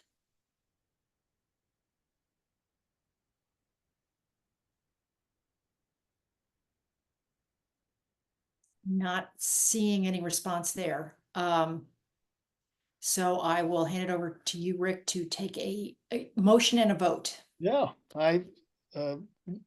would someone like to make a motion? Ken? Yeah, I will move acceptance of the document with the change from clean heat fee to per credit fee. Thank you. And we don't need a second, as I recall.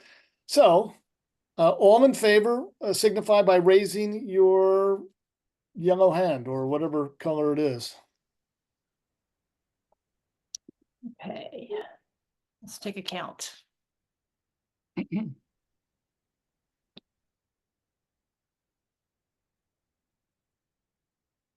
We have 9 in favor by my count. Okay. And all opposed, please raise your hand. And 2 opposed. 2 opposed. Brian, you were opposed, is that correct? You dropped your hand pretty quickly. Because I voted for. Oh, I'm Ah. sorry. I'm One 9. opposed. Okay, One so- opposed. And Jared Ulmer is abstaining. Okay. In the record. You got that? Okay. I would say that meets our strong consensus. Strong majority. Strong majority. Sorry, I wasn't sure if I had the right word. Criterion, and thank you very much for all that. Okay. Rick, thank you for putting together all these statements and attempting to consolidate what has been a complicated discussion. Well, thank you, but please, I feel like, quite frankly, I feel like I'm doing a lousy job, but thank you. I appreciate the support, the expression of support. Okay, thank you all, and thank you all. I mean, this is hard work, and the time that all the TAG members are devoting to this is really appreciated by the state of Vermont. Okay. Before we go to other matters, it's the equity, right? Is that where we go? Yes. Report from Emily and Matt on the Equity Advisory Group. Yeah, let me just pull up my notes. Sorry, one second.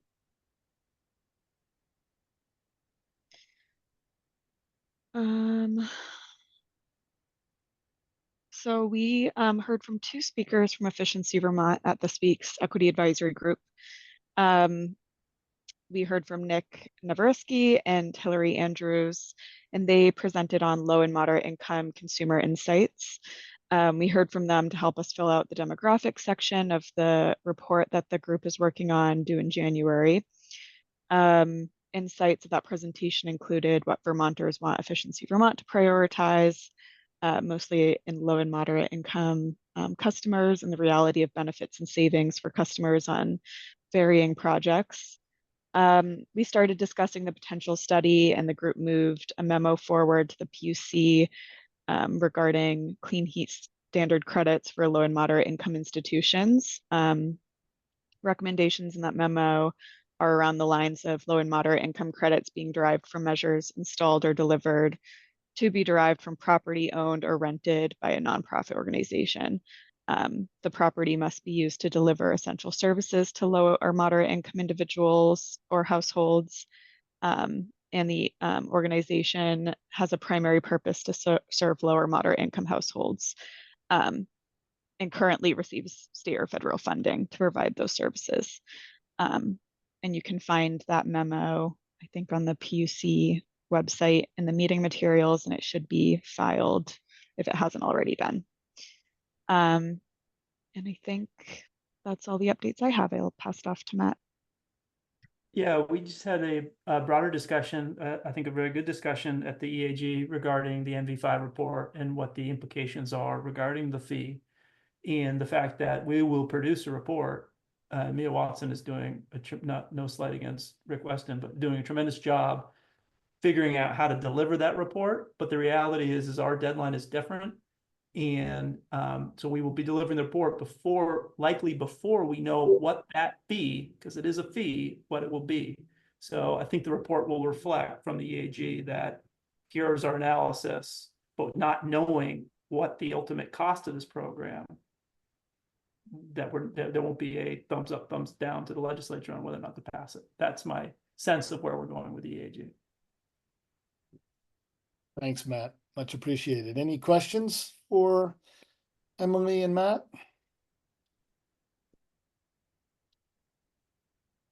Thank you very much. And thank you for devoting time to 2 advisory groups. Okay. On to our other matters. Does anyone have any particular agenda topics for our next meeting in 2 weeks? Clearly, one of them will be the installed measures work of Opinion Dynamics. Are there any specific requests for agenda items?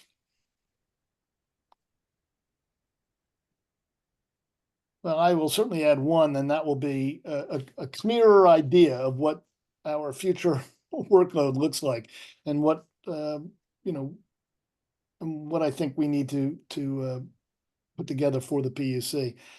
I'll promise that I'll have conversations with you all in one way or another about this. Catherine, do you have any thoughts? Only that Deirdre has developed a revised schedule, given that we had to move some things around and with deliverables from the contractors. I don't know if we want, I don't think that has been shared, but it does have some very aggressive timelines that it may be very difficult to meet. One being that we would have a decision by the TAG or approved comments by the TAG on the TRM by our next meeting, which clearly is not going to, we're so, clearly not going to have. but I don't know if you want to, I think Deirdre did join late. I don't know if she's still here. But Deirdre, did you want to say anything about the schedule generally? Sorry. No, and sorry, I don't think I meant to keep the TAG vote on the next meeting. That was not intentional. That is definitely not realistic. It was more adjusting the previous meetings to accommodate, you know, the various presentations we had and scooting everything down.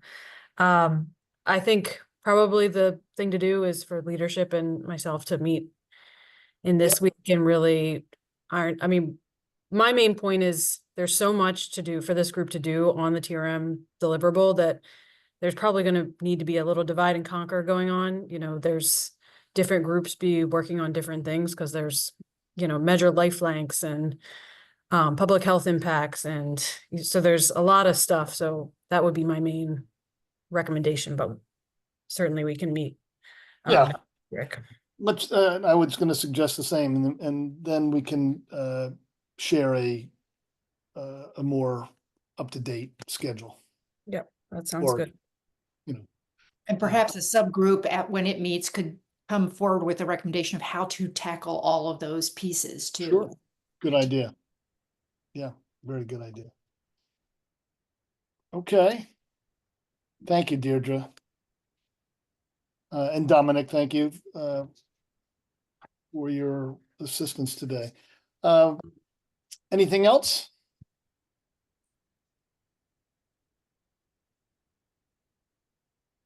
Well, hearing nothing, Catherine, we can end 15 minutes early.